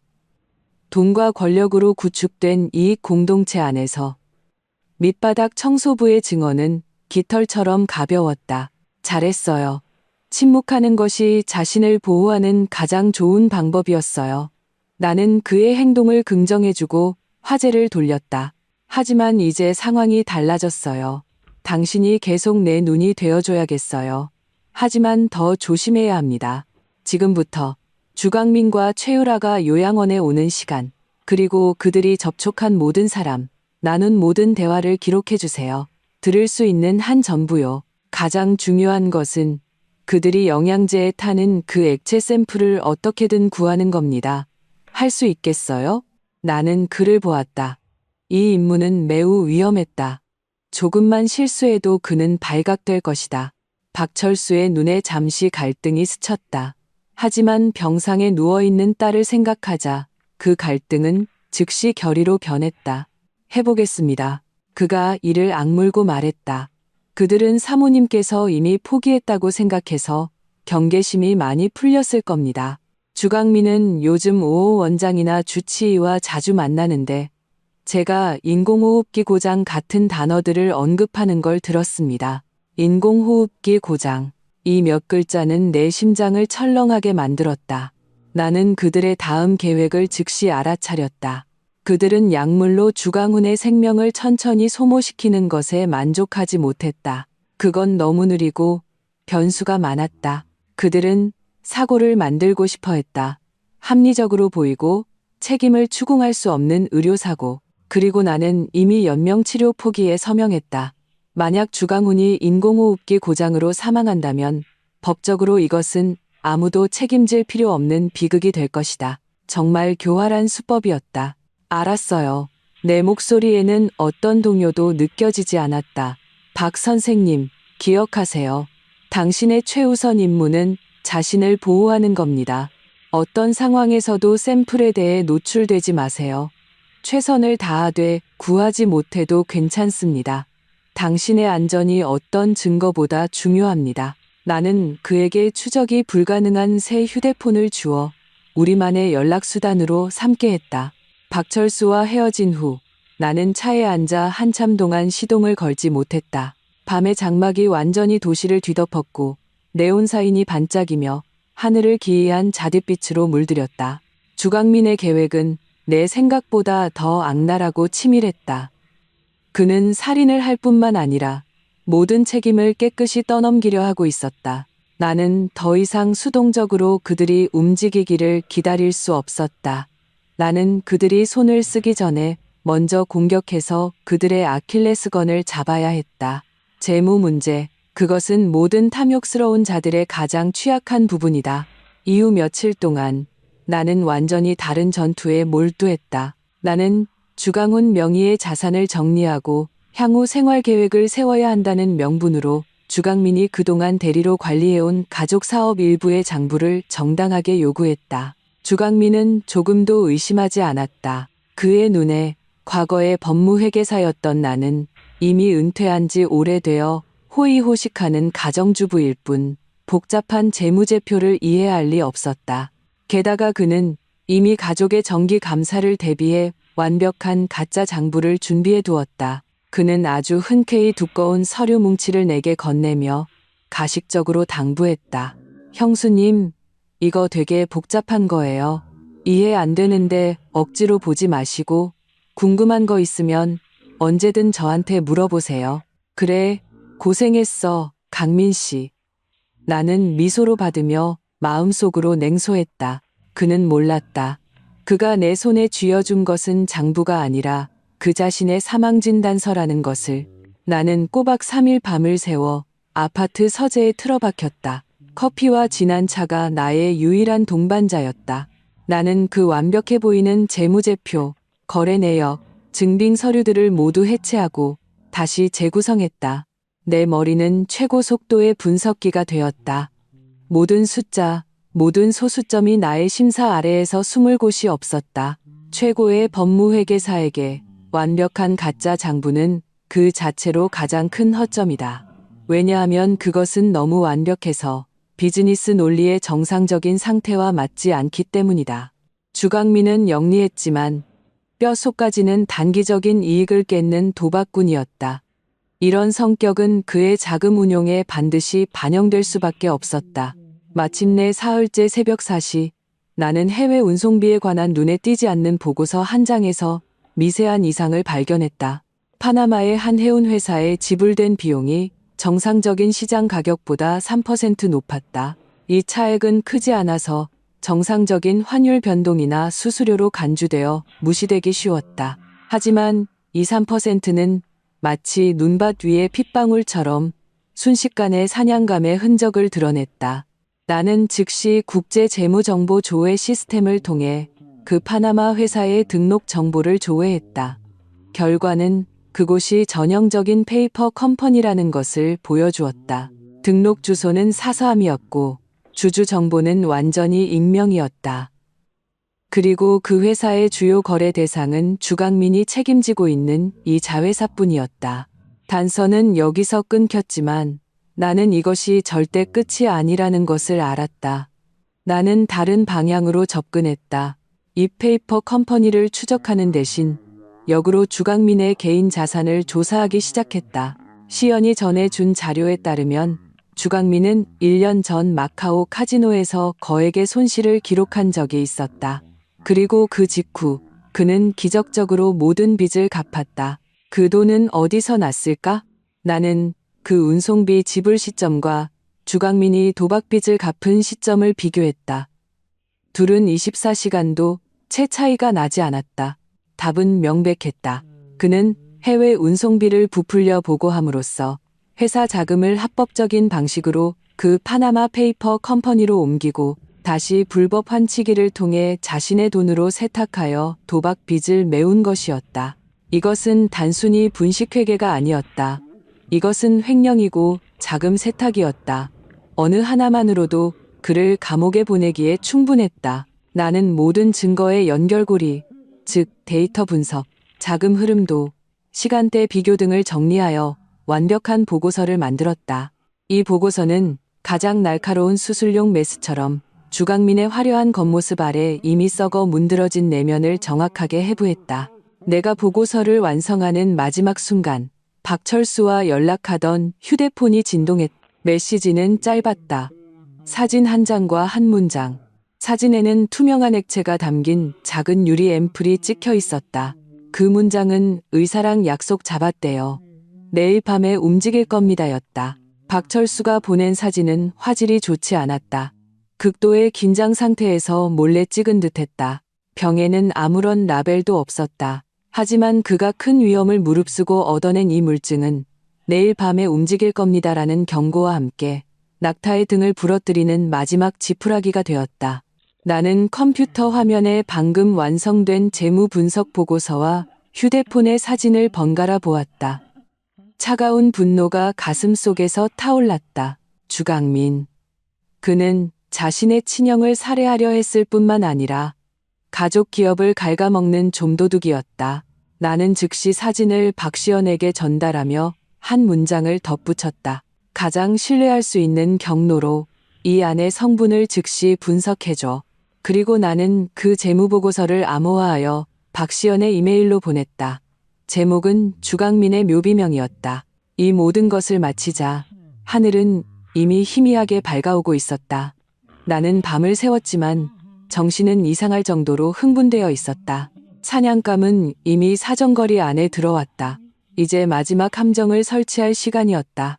나는 샤워를 하고 수수한 검은색 원피스로 갈아입었다. 그리고 극도로 초췌한 화장을 했다. 거울 속에 나는 눈 밑에 짙은 다크서클이 있었고 입술은 핏기가 없었다. 마치 슬픔과 스트레스에 완전히 무너진 여자처럼 보였다. 나는 바로 이 모습으로 나의 시아버지, 주성그룹의 총수인 주태진 회장을 만나러 가야 했다. 나는 미리 약속을 잡지 않고 바로 주성그룹 본사 건물로 차를 몰았다. 최상층 회장실 문 앞에서 시아버지의 비서에게 제지당했다. 사모님, 회장님께서 지금 회의 중이십니다. 비서는 난처한 표정을 지었다. 나는 아무 말도 하지 않고 그저 붉게 충혈되고 절망으로 가득 찬 눈으로 그녀를 바라보았다. 내 몸은 살짝 흔들렸고 마치 다음 순간 쓰러질 것만 같았다. 비서는 내 모습에 놀라 몇 초간 망설이다가 결국 돌아서서 사무실 문을 두드렸다. 잠시 후 그녀가 나와서 공손하게 말했다. 사모님, 회장님께서 들어오시라고 하십니다. 사무실은 담배 연기로 자욱했다. 나의 시아버지 주태진, 평생을 재계에서 풍운하로 살아온 노인이 지금은 지친 얼굴로 거대한 자단목 책상 뒤에 앉아 있었다. 나를 보고 그는 미간을 찌푸렸다. 서연아, 여긴 어쩐 일이냐? 회사에 무슨 일 있니? 그의 말투에는 감지하기 어려운 걱정이 묻어 있었다.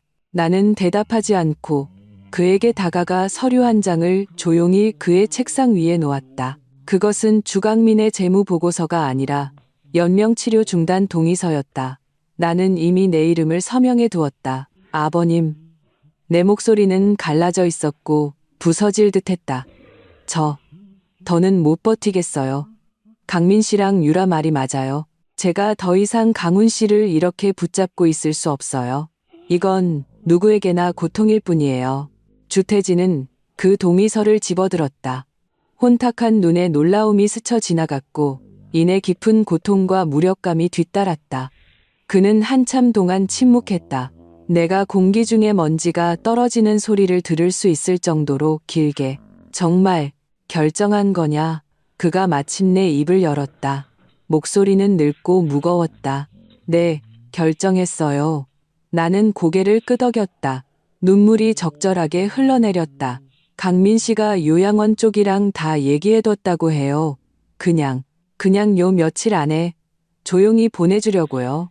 나는 의도적으로 주강민을 언급하며 그를 전면에 내세웠다. 주태진은 그 동의서를 내려놓고 손을 들어 미간을 문질렀다. 나는 아버지로서 이 결정을 내리는 것이 그에게 얼마나 힘든 일인지 알았다.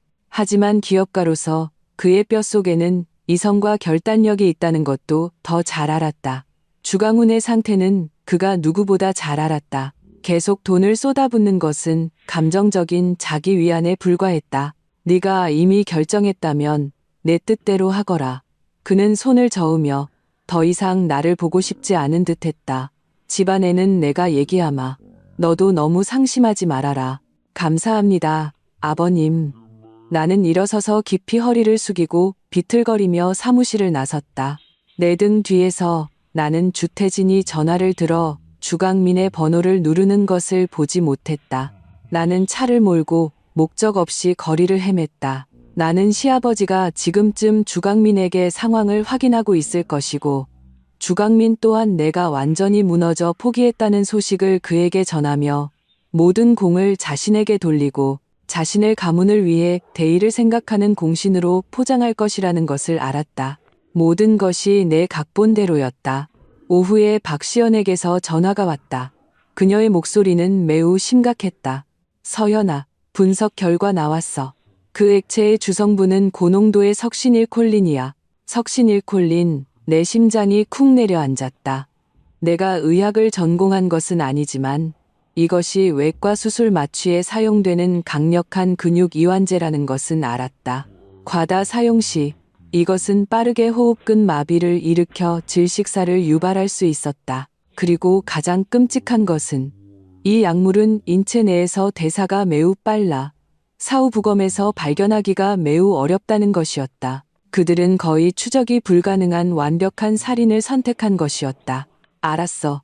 내 목소리는 얼음처럼 차가웠다. 시연아, 플랜 B를 가동해. 그 재무보고서 금융범죄수사대랑 국세청에 익명으로 보내. 지금 걔들이 움직이기도 전에. 시연이 조금 놀랐다. 기다릴 수 없어. 내가 말했다. 걔들이 움직이기 전에 먼저 그들의 퇴로부터 끊어야 해. 나는 주강민이 모든 것을 통제하고 있다고 생각하는 순간 자신이 이미 우리에 갇힌 짐승이라는 것을 깨닫게 만들고 싶어. 내가 원하는 건 심리적인 완전한 파괴야. 전화를 끊고 나는 차를 강변에 세웠다. 차창을 내리자 강바람이 내 머리카락을 흩날렸고 내 마음속 마지막 망설임도 날려버렸다. 밤이 되자 박철수에게서 문자가 왔다. 그들이 왔습니다. 주치의도 같이요. 나는 알았다고 답하고 박시연에게 전화를 걸었다. 경찰에 신고해. 요양원에서 고의적인 살인이 진행 중이라고. 경찰이 즉시 출동해서 현장을 봉쇄하게 해. 이 모든 것을 마치고 나는 차에 시동을 걸어 방향을 틀었다. 내가 다시는 갈 일이 없을 것이라고 생각했던 곳으로. 주성그룹 본사. 이번에는 아무런 제지 없이 최상층에 도착했다. 주태진은 아직 사무실에 있었고 내 소식을 기다리는 듯했다. 내가 다시 나타난 것을 보고 그는 조금 놀랐다. 아버님, 나는 그의 앞에 섰다. 낮의 슬픔은 온데간데 없고 그에게 낯선 차가운 평온함이 대신 자리 잡고 있었다. 제가 연극 한 편을 보여드리려고 왔습니다. 나는 스마트폰을 열어 실시간 모니터링 앱을 켰다. 화면에는 주강훈의 병실 모습이 나타났다. 그 각도는 박철수가 업무를 핑계로 몰래 설치한 초소형 카메라가 찍고 있는 것이었다. 화면 속에는 주강민, 최유라, 그리고 그 주치의가 주강훈의 침대 앞에 둘러서 있었다. 주태진의 동공이 격렬하게 수축했다. 주태진은 내 스마트폰 화면을 뚫어지게 쳐다보았다. 그의 풍파에 시달린 얼굴에 처음으로 믿을 수 없다는 경악이 드러났다.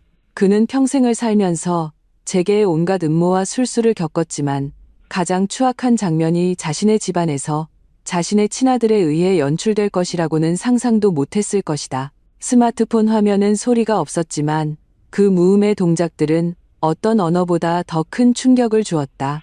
화면 속에서 장씨의 성을 가진 주치의는 익숙하게 약상자에서 주사기를 꺼내 박철수가 몰래 찍었던 그 투명한 액체를 뽑아냈다. 최유라는 옆에 서서 불안하게 손가락을 비비꼬며 연신 문 쪽을 쳐다보았다. 그리고 주강민, 내 남편의 친동생. 그는 침대 머리맡으로 다가가 몸을 숙여 그 아무런 감각이 없는 사람을 향해 쾌감, 질투, 그리고 잔인함이 뒤섞인 미소를 지었다.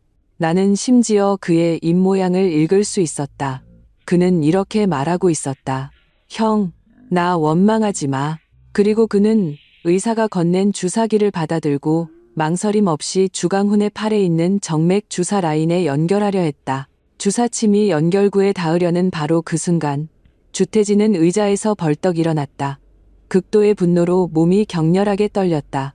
그는 화면을 가리키며 입술을 떨었지만 한마디도 하지 못했다. 바로 그 순간 나는 스마트폰의 다른 버튼을 눌러 오디오 수신을 켰다. 그 초소형 카메라에는 녹음 기능이 있었다. 병실 안에서 주강민의 흥분을 억누른 목소리가 선명하게 들려왔다. 장 원장, 용량 문제 없겠죠? 무슨 흔적 남는 거 아니죠? 장 원장의 목소리는 아첨하는 듯하면서도 긴장이 섞여 있었다. 도련님, 걱정 마십시오. 석신일 콜리는 대사가 매우 빨라서 사후에 절대 흔적을 찾을 수 없습니다. 인공호흡기만 떼면 신부전으로 위장할 수 있어서 신선도 알아채지 못할 겁니다. 그럼 됐어. 주강민은 만족스럽게 고개를 끄덕이고 최유라를 보았다. 가서 문 잠가. 눈치 없는 간병인들이 못 들어오게. 최유라는 내라고 대답하고 빠른 걸음으로 문으로 향했다. 스마트폰에서 흘러나오는 모든 대화는 무거운 망치가 되어 주태진의 심장을 흔흔하게 내리쳤다.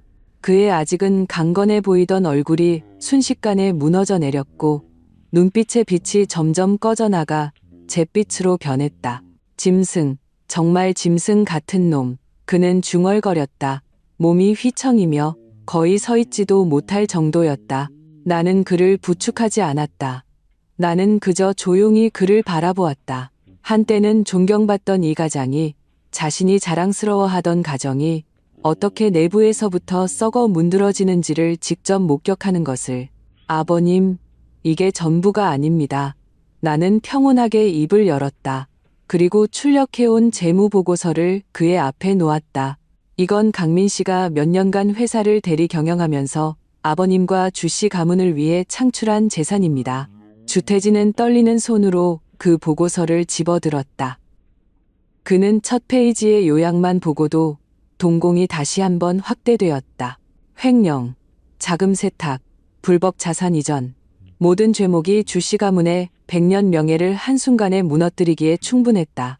그는 갑자기 고개를 들어 나를 보았다. 눈빛에는 충격, 수치심, 그리고 약간의 두려움이 가득했다. 그는 이 순간에야 비로소 자신이 늘 온순하고 겸손하다고 생각했던 이 며느리가 얼마나 무서운 힘을 가졌는지를 깨달은 듯했다. 바로 그때 내 다른 휴대폰이 울렸다. 박시연이었다. 서연아, 경찰 도착했어. 금융범죄수사대랑 국세청 사람들도 각각 출발했고 그물은 닫혔어. 좋아. 나는 전화를 끊고 주태진을 향해 희미한 미소라고 할 수도 없는 표정을 지었다. 아버님, 이제 선택지는 두 가지입니다. 내 목소리는 크지 않았지만 텅 빈 사무실에 선명하게 울려 퍼졌다. 첫째, 아버님의 변호사와 모든 인맥에 전화해서 아버님의 착한 아들을 빼내고 주씨 가문의 추문을 덮으려고 애쓰시는 겁니다. 물론 제 손에 있는 증거들을 생각하면 성공 확률은 낮습니다. 나는 잠시 말을 멈추고 점점 더 굳어가는 그의 얼굴을 보며 말을 이었다. 둘째, 아버님은 아무것도 하지 않으시는 겁니다. 제가 이 모든 것을 처리하겠습니다. 저는 모든 일을 가정 내부의 갈등 범위 안에서 통제할 겁니다. 강민 씨는 응당한 처벌을 받겠지만 주씨 가문의 명예는 제가 최대한 지켜드리겠습니다. 그리고 회사는, 나는 거대한 통유리 창으로 다가가 아래로 펼쳐진 도시의 찬란한 불빛을 내려다보았다. 회사는 제가 인수하겠습니다. 오늘부터 주성그룹은 제가 결정합니다. 주태진은 나를 보았다.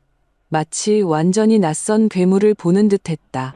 그는 입을 열어 무언가 말하려 했지만 결국 모든 위험과 분노는 길고 끝없는 피로가 담긴 한숨으로 변했다.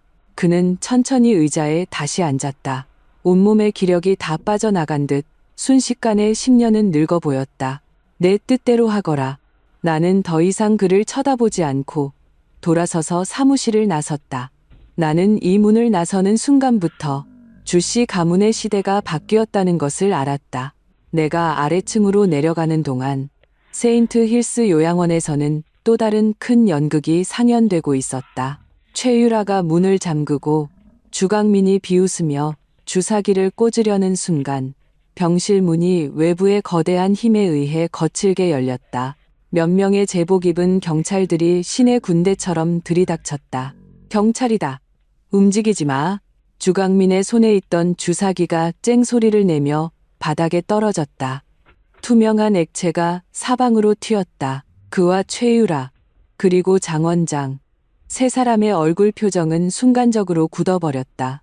승리를 확신하던 더위 양양함에서 혼비백산한 공포로 그들은 꿈에도 경찰이 이 순간에 나타날 것이라고는 상상도 못했을 것이다. 차가운 수갑이 그들의 손목에 채워졌다. 그리고 요양원 원장실에서는 오 원장도 다른 경찰들에게 제압당하고 있었다. 경찰이 수색 영장을 제시하고 그의 책상 서랍에서 주강민이 준 5억 원짜리 수표를 찾아냈을 때 그의 온화했던 얼굴은 완전히 잿빛으로 변했다. 동시에 금융범죄 수사대 사람들이 주강민의 회사에 나타나 모든 장부와 컴퓨터를 압수했다. 내가 정교하게 짠 거대한 그물이 같은 시간에 다른 방향에서 조용히 조여들었다. 모든 사냥감은 빠짐없이 잡혔다. 나는 차에 앉아 박시연이 전화로 각 방면의 진행 상황을 실시간으로 보고하는 것을 들었다. 내 마음에는 복수의 쾌감 대신 무거운 짐을 내려놓은 듯한 평온함만이 있었다. 이 전쟁은 이로써 승패가 갈렸다. 남은 것은 전장을 정리하는 일뿐이었다. 나는 주강훈과 함께 살던 그 아파트로 차를 몰았다. 이 폭풍이 지나간 후에 첫 새벽을 맞이하기 위해 진정으로 나만의 공간이 필요했다. 날이 밝을 무렵 시어머니에게서 전화가 왔다. 그녀의 목소리는 울음과 애원으로 가득 차 있었다.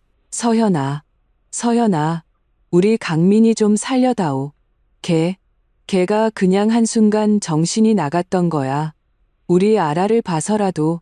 어머님, 나는 평온하게 그녀의 말을 끊었다. 아라는 주강훈의 딸입니다. 전화기 저편은 죽음과 같은 정적에 휩싸였다. 나는 그녀가 알아들었다는 것을 알았다. 주강민 부부의 체포는 주씨 가문의 거대한 파문을 일으켰다. 그러나 그 파문의 범위는 내가 정확하게 최소한으로 통제했다. 주태진의 전폭적인 협조와 박시연의 전문적인 법률적 조력 아래 이 모든 사건은 가족 내부 재산 분쟁으로 인한 악의적인 상해 미수로 규정되었다. 경찰은 간단한 사건 개요를 발표했고 언론 보도도 더 이상 깊이 파고들지 않았다. 주성그룹의 주가는 하루 동안의 짧은 변동을 겪은 후 신속하게 안정되었다. 모든 것이 내 통제 하에 있었다. 나는 즉시 회사에 가서 경영권을 인수하지도 평창동 본가로 돌아가지도 않았다. 나는 여전히 매일 요양원에 갔고 마치 아무 일도 없었던 것처럼 행동했다. 다만 주강훈의 병실 밖에는 내가 직접 고용한 24시간 교대 근무하는 전문 경호원 2명이 추가되었다. 요양원 측에서는 오 원장과 장 원장이 면허를 취소당하고 법적 처벌을 받게 되었다. 세인트 힐스 요양원의 명성은 땅에 떨어졌고 곧 손님의 발길이 끊겼다. 이 모든 것은 더 이상 나와 상관없는 일이었다. 내가 해야 할 일은 더 철저한 청산을 진행하는 것이었다. 나는 시부모님을 평창동 본가에서 만났다. 한때는 떠들썩하고 따뜻했던 거실은 지금은 얼어붙을 듯이 무거운 분위기였다. 시아버지 주태진은 상석에 앉아 있었다. 하룻밤 사이에 그는 많이 늙어 보였고 관자놀이의 흰머리가 눈에 띄게 늘었다. 시어머니는 옆에 앉아 눈이 퉁퉁 부어 있었다. 밤새 운 것이 분명했다. 나는 서류 한 뭉치를 조용히 그들 앞에 놓았다. 아버님, 어머님. 이것은 강민 씨가 횡령한 내역과 강훈 씨를 살해하려 한 모든 증거입니다. 경찰 쪽에는 제가 손을 써서 가장 가벼운 죄명으로 기소될 겁니다. 하지만 그는 자신의 행동에 대한 대가를 치러야 합니다. 시어머니가 고개를 들고 애원하는 눈으로 나를 보았다. 서연아, 우리가 너한테, 강훈이한테 잘못한 거 안다. 하지만 강민이 걔도 결국 주씨 가문의 핏줄 아니니? 그냥 한 번만 눈 감아주면 안 되겠니? 눈 감아 달라고요? 나는 온기 없는 눈으로 그녀를 보았다. 어머님, 그가 그 석신일콜린 앰플을 강훈 씨 몸에 주사하려고 했을 때 그가 자신의 친형이라는 생각은 했을까요? 그가 회사 돈으로 자신의 도박 빚을 갚을 때 그게 아버님의 평생의 피땀이라는 생각은 했을까요? 내 목소리는 크지 않았지만 한마디 한마디가 심장을 찔렀다. 제가 그를 죽음으로 내몰지 않은 것만으로도 두 분과 아라를 생각해서 제가 할 수 있는 최대한의 아량을 베푼 겁니다. 나는 두 번째 서류를 그들 앞으로 밀었다. 이것은 주식 양도 계약서입니다. 저는 주강민 명의의 모든 주성그룹 주식을 무상으로 저에게 양도할 것을 요구합니다. 그리고 이것은 그의 개인 명의의 모든 부동산과 투자 목록입니다. 저는 그가 이 모든 것을 포기하고 회사에 끼친 손실과 강훈 씨에게 가한 정신적, 신체적 피해에 대한 배상으로 사용할 것을 요구합니다. 시어머니의 얼굴이 순간 창백해졌다. 서현아, 너 지금 걔를 벼랑 끝으로 몰겠다는 거니? 걔더러 앞으로 어떻게 살라고. 그가 어떻게 사는지는 그의 일입니다. 제가 아는 것은 그가 제 남편, 제 딸의 아버지를 죽게 만들 뻔했다는 것뿐입니다.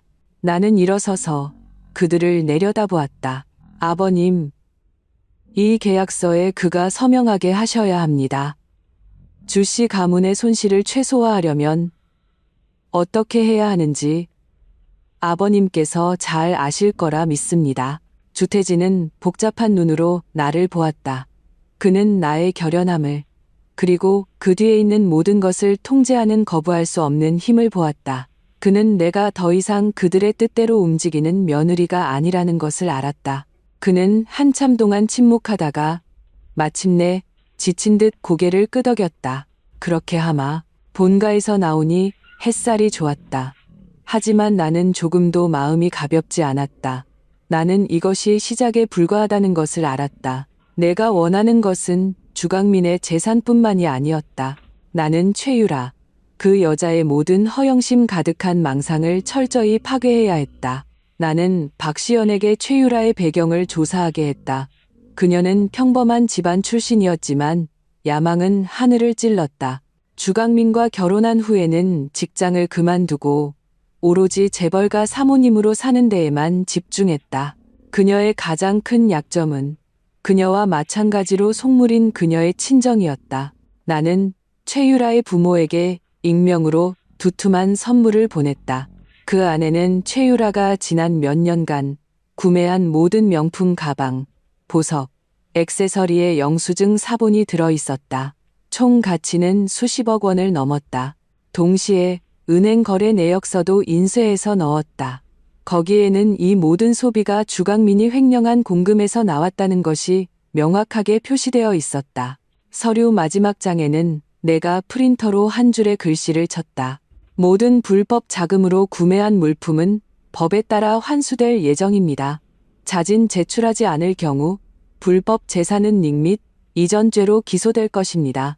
나는 최유라의 그 돈밖에 모르는 부모가 이 서류를 보았을 때 어떤 난장판이 벌어질지 상상할 수 있었다. 그들은 딸에게서 어떤 이득도 얻지 못할 뿐만 아니라 자신들의 집까지 날릴 판이었다. 예상대로 며칠 후 박시연이 알려주었다. 최유라의 부모가 구치소로 쳐들어가 최유라에게 욕설을 퍼부으며 모든 명품의 행방을 대라고 닥달했다고. 그리고 최유라는 모든 의지할 곳과 존엄성을 잃은 후 정신적으로 완전히 무너져 버렸다고 했다. 나에게 쪽지를 건넸던 청소부 박철수에게는 나는 약속을 지켰다. 그의 딸은 수술을 성공적으로 마쳤고 회복 중이었다. 나는 익명으로 기부금을 내어 작은 재단을 설립하고 그의 딸의 향후 모든 재활 및 교육 비용을 지원하도록 했다. 그리고 나는 박시연을 통해 그의 퇴직 수속을 돕고 그가 고향에 집을 사고 작은 장사를 시작할 수 있을 만큼의 정착금을 주었다. 나는 그에게 딸을 데리고 이 시끄러운 곳을 영원히 떠나라고 했다. 그는 나에게 거듭 감사했지만 나는 우리가 서로 필요한 것을 얻었을 뿐이라는 것을 알았다. 나는 그의 딸에게 새로운 삶을 주었고 그는 나에게 복수의 기회를 주었다. 우리는 서로 빚진 것이 없었다. 이 모든 것을 처리한 후에야 나는 비로소 주성그룹으로 눈을 돌리기 시작했다. 나는 주강훈의 합법적인 아내이자 새로운 대주주의 신분으로 공식적으로 주성그룹 이사회에 들어갔다. 첫 이사회에서 모든 사람의 시선은 탐색과 의심으로 가득 차 있었다. 그들은 지난 몇 년간 연례 행사에서나 얼굴을 비추던 사모님을 보며 눈빛에 불신을 담았다. 나는 어떤 거창한 포부도 밝히지 않았다. 나는 그저 주강민의 재무 문제에 관한 보고서를 내부 감사 형식으로 모든 이사에게 배포했다. 그들이 그 충격적인 데이터들을 보고 주성이라는 이 거대한 상업 제국이 내부의 존벌레 하나 때문에 어떤 위기에 처할 뻔했는지를 보았을 때 모든 의심은 충격과 안도로 변했다. 그리고 나는 그 자리에서 선언했다. 오늘부터 내가 직접 그룹의 최고 재무 책임자 CFO를 맡고 독립적인 내부 감사 부서를 설립하여 지난 5년간의 모든 장부를 철저히 조사할 것이라고, 어떤 규정에 어긋나는 부분이든 바로잡을 것이며 회사 이익을 침해하려는 자는 누구든 제거될 것이라고. 내 목소리는 평온했지만 거부할 수 없는 위험이 서려 있었다. 그 순간 나는 모든 사람이 깨달았다는 것을 알았다. 주씨 가문의 시대는 정말로 변했다. 그리고 김서연은 더 이상 누군가의 부속품이 아니라 나 자신이 바로 폭풍 그 자체라는 것을. 주성그룹 내부에서 재무개혁의 폭풍을 일으키는 동시에 나는 여전히 병상에 누워있는 그 남자 주강훈, 내 남편을 잊지 않았다. 이 폭풍의 원인이자 최종적인 수수께끼, 최고의 의료 전문가들의 협진을 거친 후 그의 상태는 미묘한 호전을 보였다. 그는 더 이상 완전히 무의식 상태의 식물인간이 아니었다.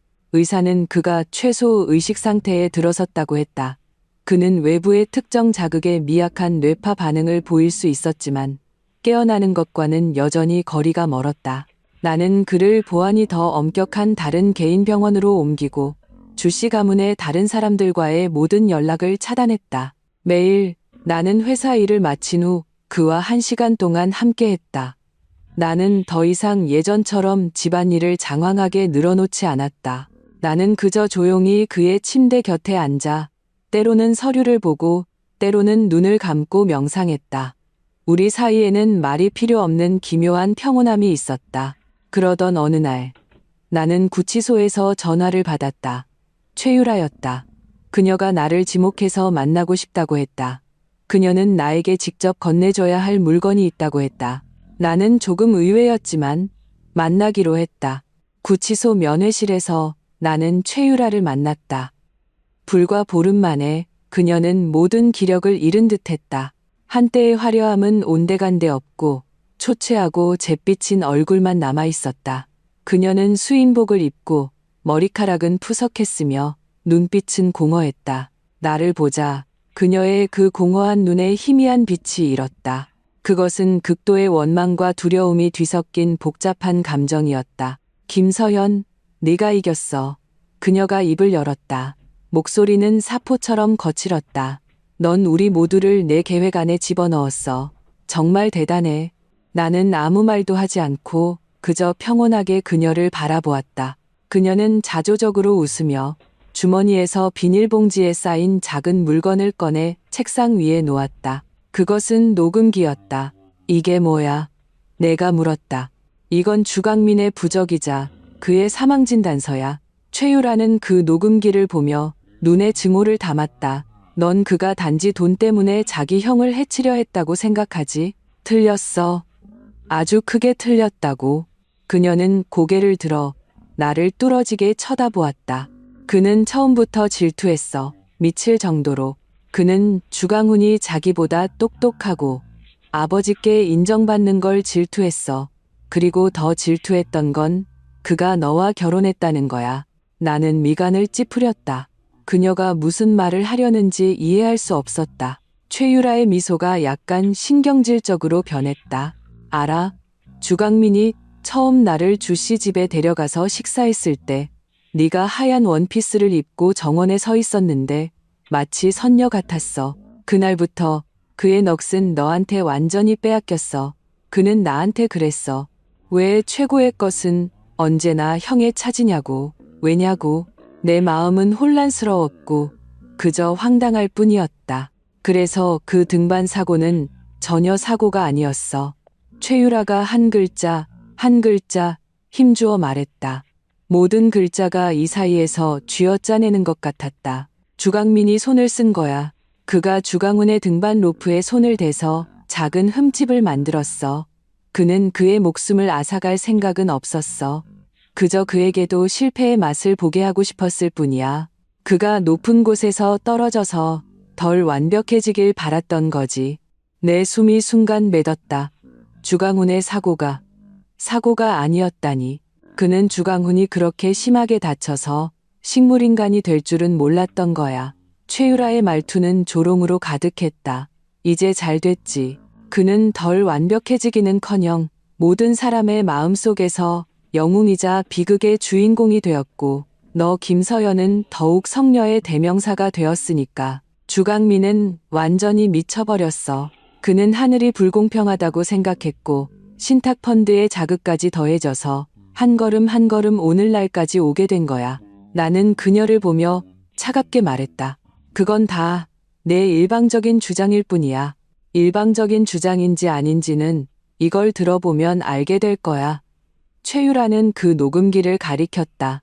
이건 그가 사고 직후에 혼자 녹음기에 대고 한 말이야. 그는 일이 발각될까 두려워하면서도 한편으로는 변태 같은 과시욕이 있어서 모든 일을 녹음해뒀어. 그는 이게 유일하게 형을 이긴 증거라고 했지. 내가 우연히 발견하고 몰래 숨겨두고 있었어. 언젠가 이게 내 목숨을 지켜줄 카드가 될지도 모른다고 생각했거든. 그녀는 잠시 말을 멈췄다. 눈빛이 어두워졌다. 이제 보니 무슨 카드도 소용없게 됐네. 김서연, 내가 이걸 너한테 줄게. 가명도 아무것도 원하지 않아. 내 요구는 단 하나야. 나는 주강민과 이혼하고 싶어. 더 이상 이 미친놈이랑 어떤 관계도 맺고 싶지 않아. 난 그가 증오스러워. 그가 내 모든 것을 망쳤어. 나는 그 녹음기를 집어들었다. 승낙하지도 거절하지도 않았다. 내 변호사가 처리하도록 하지. 구치소를 나와. 나는 차에 앉아 녹음기의 재생 버튼을 눌렀다. 주강민의 흥분과 두려움을 억누른 목소리가 좁은 공간에 울려 퍼졌다. 모든 글자가 악의적이고 뒤틀린 쾌감으로 가득했다. 그는 자신이 어떻게 등반 로프에 손을 썼는지, 어떻게 그 사고를 설계했는지, 그리고 주강훈이 절벽에서 떨어지는 것을 보았을 때 그의 내면에 차올랐던 변태적인 만족감을 상세하게 이야기했다. 녹음의 마지막에는 그의 꿈결 같은 속삭임이 있었다. 형, 봤지? 이번에는 내가 이겼어. 서현이. 이제 그녀는 나만 보게 될 거야. 나는 녹음을 끄고 온몸이 차가워졌다. 모든 비극이 이렇게 우스꽝스럽고도 비참한 질투에서 시작되었다니. 나는 줄곧 주강훈을 위해 복수한다고 생각했다. 이 순간에야 나는 깨달았다. 내가 진정으로 복수해야 할 대상은 질투와 탐욕에 삼켜져 버린 추악하기 짝이 없는 인간성이었다. 나는 이 녹음 파일을 경찰에 제출하지 않았다. 주강민에게는 고의 상해죄가 하나 더 추가된다고 해서 남은 인생을 감옥에서 보내야 하는 결말이 바뀌지는 않을 것이다. 이 녹음은 나와 주강훈의 것이었다. 나는 병원으로 돌아왔다. 병실은 조용했고 기계의 규칙적인 소리만 들렸다. 나는 주강훈의 침대 곁에 앉아 녹음기를 그의 베개 옆에 놓고 재생 버튼을 눌렀다. 나는 그가 들을 수 있는지 이해할 수 있는지 알 수 없었다. 나는 그저 그가 진실을 알 권리가 있다고 생각했다. 주강민의 그 익숙하면서도 낯선 목소리가 병실에 울려 퍼질 때 줄곧 평온했던 내 마음은 처음으로 날카로운 아픔을 느꼈다.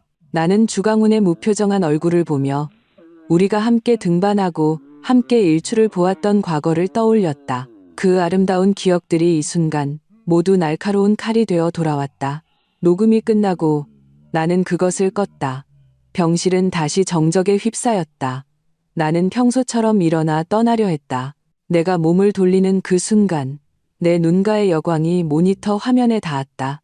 심박수를 나타내는 그 녹색 곡선이 그 순간에 극도로 격렬하고 비정상적으로 위로 튀어 올랐다. 그 파형은 마치 날카로운 검이 오랜 침묵을 가르는 듯했다. 내 심장이 쿵하고 씹는 듯했다. 나는 그 자리에 못 박힌 듯 화면을 뚫어지게 쳐다보았다.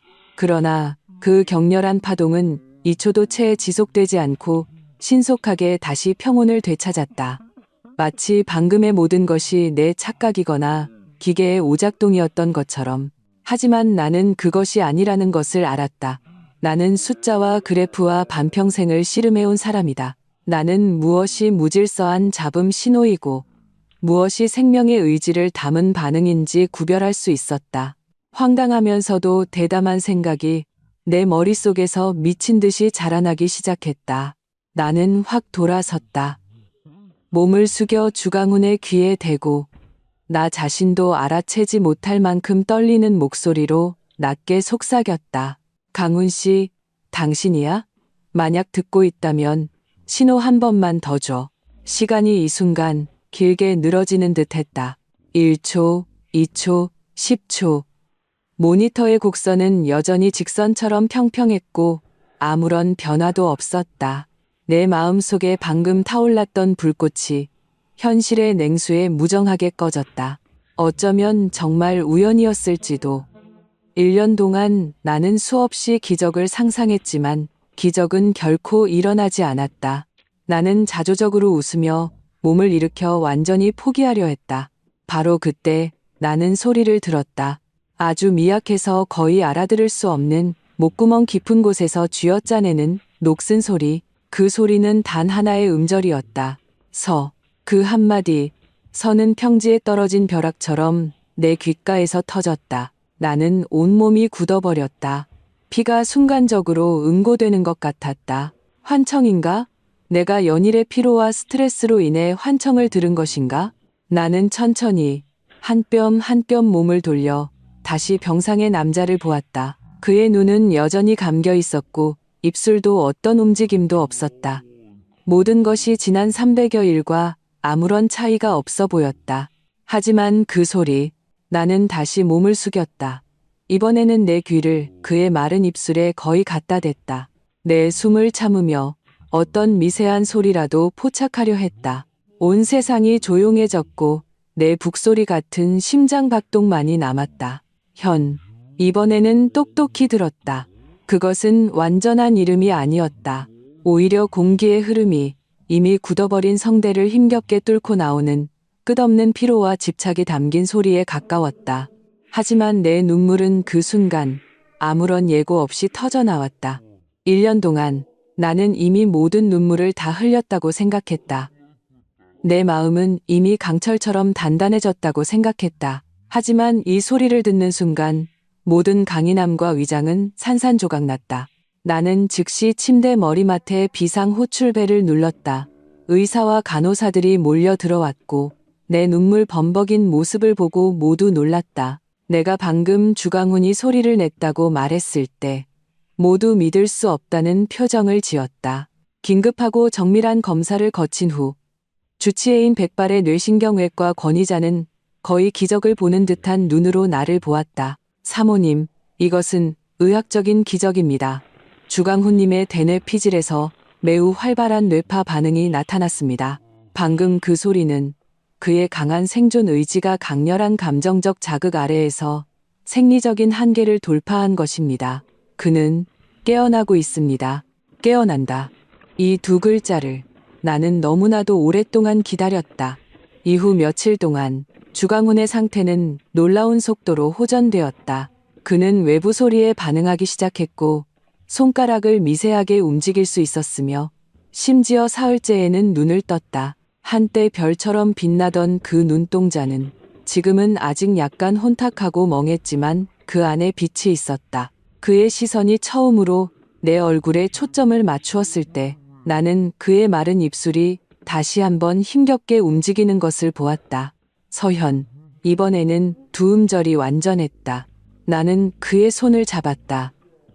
눈물이 다시 흘러내렸지만 이번에는 기쁨의 눈물이었다. 강훈 씨, 나 여기 있어요. 주강훈의 회복은 이 폭풍 속에서 가장 예상치 못한 그리고 가장 완벽한 결말이었다. 그의 회복은 느린 과정이었다. 언어 기능과 신체 기능 모두 심각한 손상을 입어 긴 재활 치료가 필요했다. 하지만 그는 깨어났다. 그의 사고는 명료했다. 내가 주강민과 최유라가 저지른 모든 일을 가장 평온한 어조로 그에게 이야기했을 때 그의 다시 생기를 찾은 눈에는 분노 대신 바닥 모를 슬픔만이 있었다. 그는 아직은 서툰 말로 더듬거리며 내게 말했다. 등반하던 날 그는 사실 로프의 이상을 발견했지만 문제 삼지 않았다고. 그는 그것이 주강민의 악에 없는 장난이라고 생각했고 정상에 오른 후에 웃으며 동생의 작은 장난을 지적해 주려 했다고. 그는 그 질투가 그렇게까지 악독할 줄은 꿈에도 몰랐다고 했다. 나는 그에게 녹음기 속 가장 잔인한 부분은 말해주지 않았다. 어떤 상처는 다시 헤집을 필요가 없었다. 주강민과 최유라의 사건은 곧 재판이 열렸다. 나는 주강훈의 법정 대리인 신분으로 증인석에 섰다. 나는 박철수가 구해온 약물 샘플 분석 보고서, 주강민이 직접 죄를 자백한 그 녹음 파일, 그리고 요양원 CCTV 영상 등 모든 증거를 제출했다. 철통 같은 증거 앞에서 주강민은 모든 저항을 포기하고 법정에서 죄를 인정했다. 그는 고의상해죄와 업무상 횡령죄로 징역 20년을 선고받았다. 최유라는 공범으로 징역 5년을 선고받았다. 그들의 결말은 정해졌고 주씨 가문도 완전히 재편되었다. 주태진은 이 거대한 가정의 비극을 겪은 후 심신이 지쳐 공식적으로 은퇴를 선언하고 주성그룹 회장직을 나에게 넘겼다. 이 취임식에서 그는 모든 이사와 임원들 앞에서 내 손을 잡고 단 한마디만 했다. 서현아, 이제 주씨 가문은 내게 맡기마. 나는 주성그룹 역사상 최초의 여성 총수가 되었다. 내 인생은 새로운 장을 열었다. 나는 더 이상 단순히 김서연이 아니었다. 나는 주성그룹의 회장이었고 딸 아라의 유일한 의지처였으며 주강훈의 재활길의 가장 든든한 버팀목이었다. 나는 주성그룹을 대대적으로 개혁했다. 주강민에게 붙어있던 모든 구세력을 제거하고 능력 있고 추진력 있는 젊은 인재들을 발탁했다. 나는 내 전문 지식을 이용해 회사의 모든 재무적 허점을 막았고 새로운 투자 방향을 개척했다. 1년 후 주성그룹의 실적은 역대 최고를 기록했다. 그리고 주강훈은 나의 헌신적인 간호와 최고의 재활치료 아래 또 다른 기적을 만들어냈다. 그는 아직 휠체어에 의지해야 했지만 이미 명확한 언어 소통이 가능해졌다. 그는 주성그룹의 모든 직책에서 물러나 공익재단의 고문이 되었다. 사고로 인해 어려움에 처한 가정들을 돕는 일이었다. 그는 자신의 경험을 힘으로 바꾸어 더 많은 사람들을 따뜻하게 했다. 우리 집은 평창동 본가에서 우리의 첫 추억이 가득한 그 아파트로 다시 이사했다. 시부모님은 마침내 현실을 받아들이고 교회의 별장으로 이사해 노후를 보내셨다. 가끔 아라를 보러 오셨고 우리 사이에는 서로 존중하지만 거리가 있는 관계가 유지되었다. 어떤 균열은 영원히 회복될 수 없지만 시간은 우리에게 평화롭게 공존하는 법을 가르쳐 주었다. 어느 맑은 오후 주강훈은 휠체어에 앉아 박시연의 입회하에 새로운 법률 문서에 서명했다. 그것은 전권 위임장이었다. 그는 자신의 명의로 된 모든 재산, 한때 큰 파문을 일으켰던 그 신탁펀드의 모든 권리를 포함하여 모든 것을 무조건적으로 나에게 관리하고 처분할 수 있도록 전권을 위임했다. 서연아, 그는 내 손을 잡았다. 눈빛은 맑고 부드러웠다.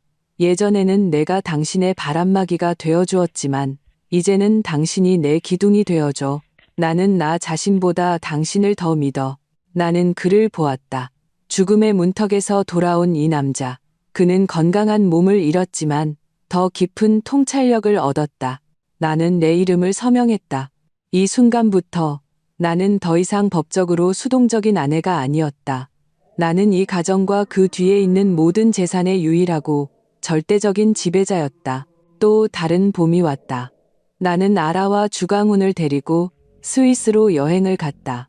우리는 설산 아래의 작은 마을에서 보름 동안 머물렀다. 매일 일출과 일몰을 보고 스키를 타고 핫초코를 마셨다. 아라의 웃음소리는 은방울처럼 알프스의 맑은 공기 속에 울려 퍼졌다. 주강훈은 벽난로가에서 조용히 우리를 바라보았다. 눈빛에는 녹아내릴 듯한 부드러움이 가득했다. 어느 날 밤, 아라가 잠든 후 나와 주강훈은 발코니에 앉아 하늘 가득한 별들을 보았다. 서연아, 그가 갑자기 입을 열었다. 고마워. 나는 고개를 돌려 그를 보았다. 나를 포기하지 않아줘서 고맙고 이 가정을 지켜줘서 고마워. 나는 고개를 저으며 미소 지었다. 나는 누구의 가정을 지킨 게 아니야. 나는 내 가정을 세운 거야. 그는 잠시 멈칫하더니 이내 함께 웃었다. 그래, 나는 이제 더 이상 누구에게도 의존할 필요가 없었다. 더 이상 누구의 아내도 누구의 며느리도 아니었다. 나는 평창동 본가도 너무 많은 음모를 목격했던 그 아파트도 팔았다. 우리는 도심의 전망이 가장 좋은 최상층 펜트하우스에 새로운 보금자리를 마련했다. 그곳에는 나의 일이 있고 나의 사랑하는 사람이 있고 나의 아이가 있었다. 온전히 내가 통제하는 새로운 인생이. 나는 여전히 김서연이다. 하지만 이번에는 오직 나 자신을 위해 산다. 거대한 통유리창을 통해 햇살이 거실 가득 쏟아졌다. 아라가 피아노를 치고 주강훈이 옆에서 악보를 넘겨주고 있었다. 나는 마지막 이메일을 처리하고 노트북을 덮었다. 휴대폰이 울렸다. 박시연이었다. 어이, 김 회장님. 오늘 저녁에 시간 괜찮으신가? 또 한 번의 멋진 인수합병 성공을 축하해야지. 나는 창밖을 보았다. 도시의 윤곽이 석양 아래 부드럽고 장엄했다. 당연하지. 나는 웃으며 대답했다. 내 인생은 매일이 축하할 가치가 있으니까.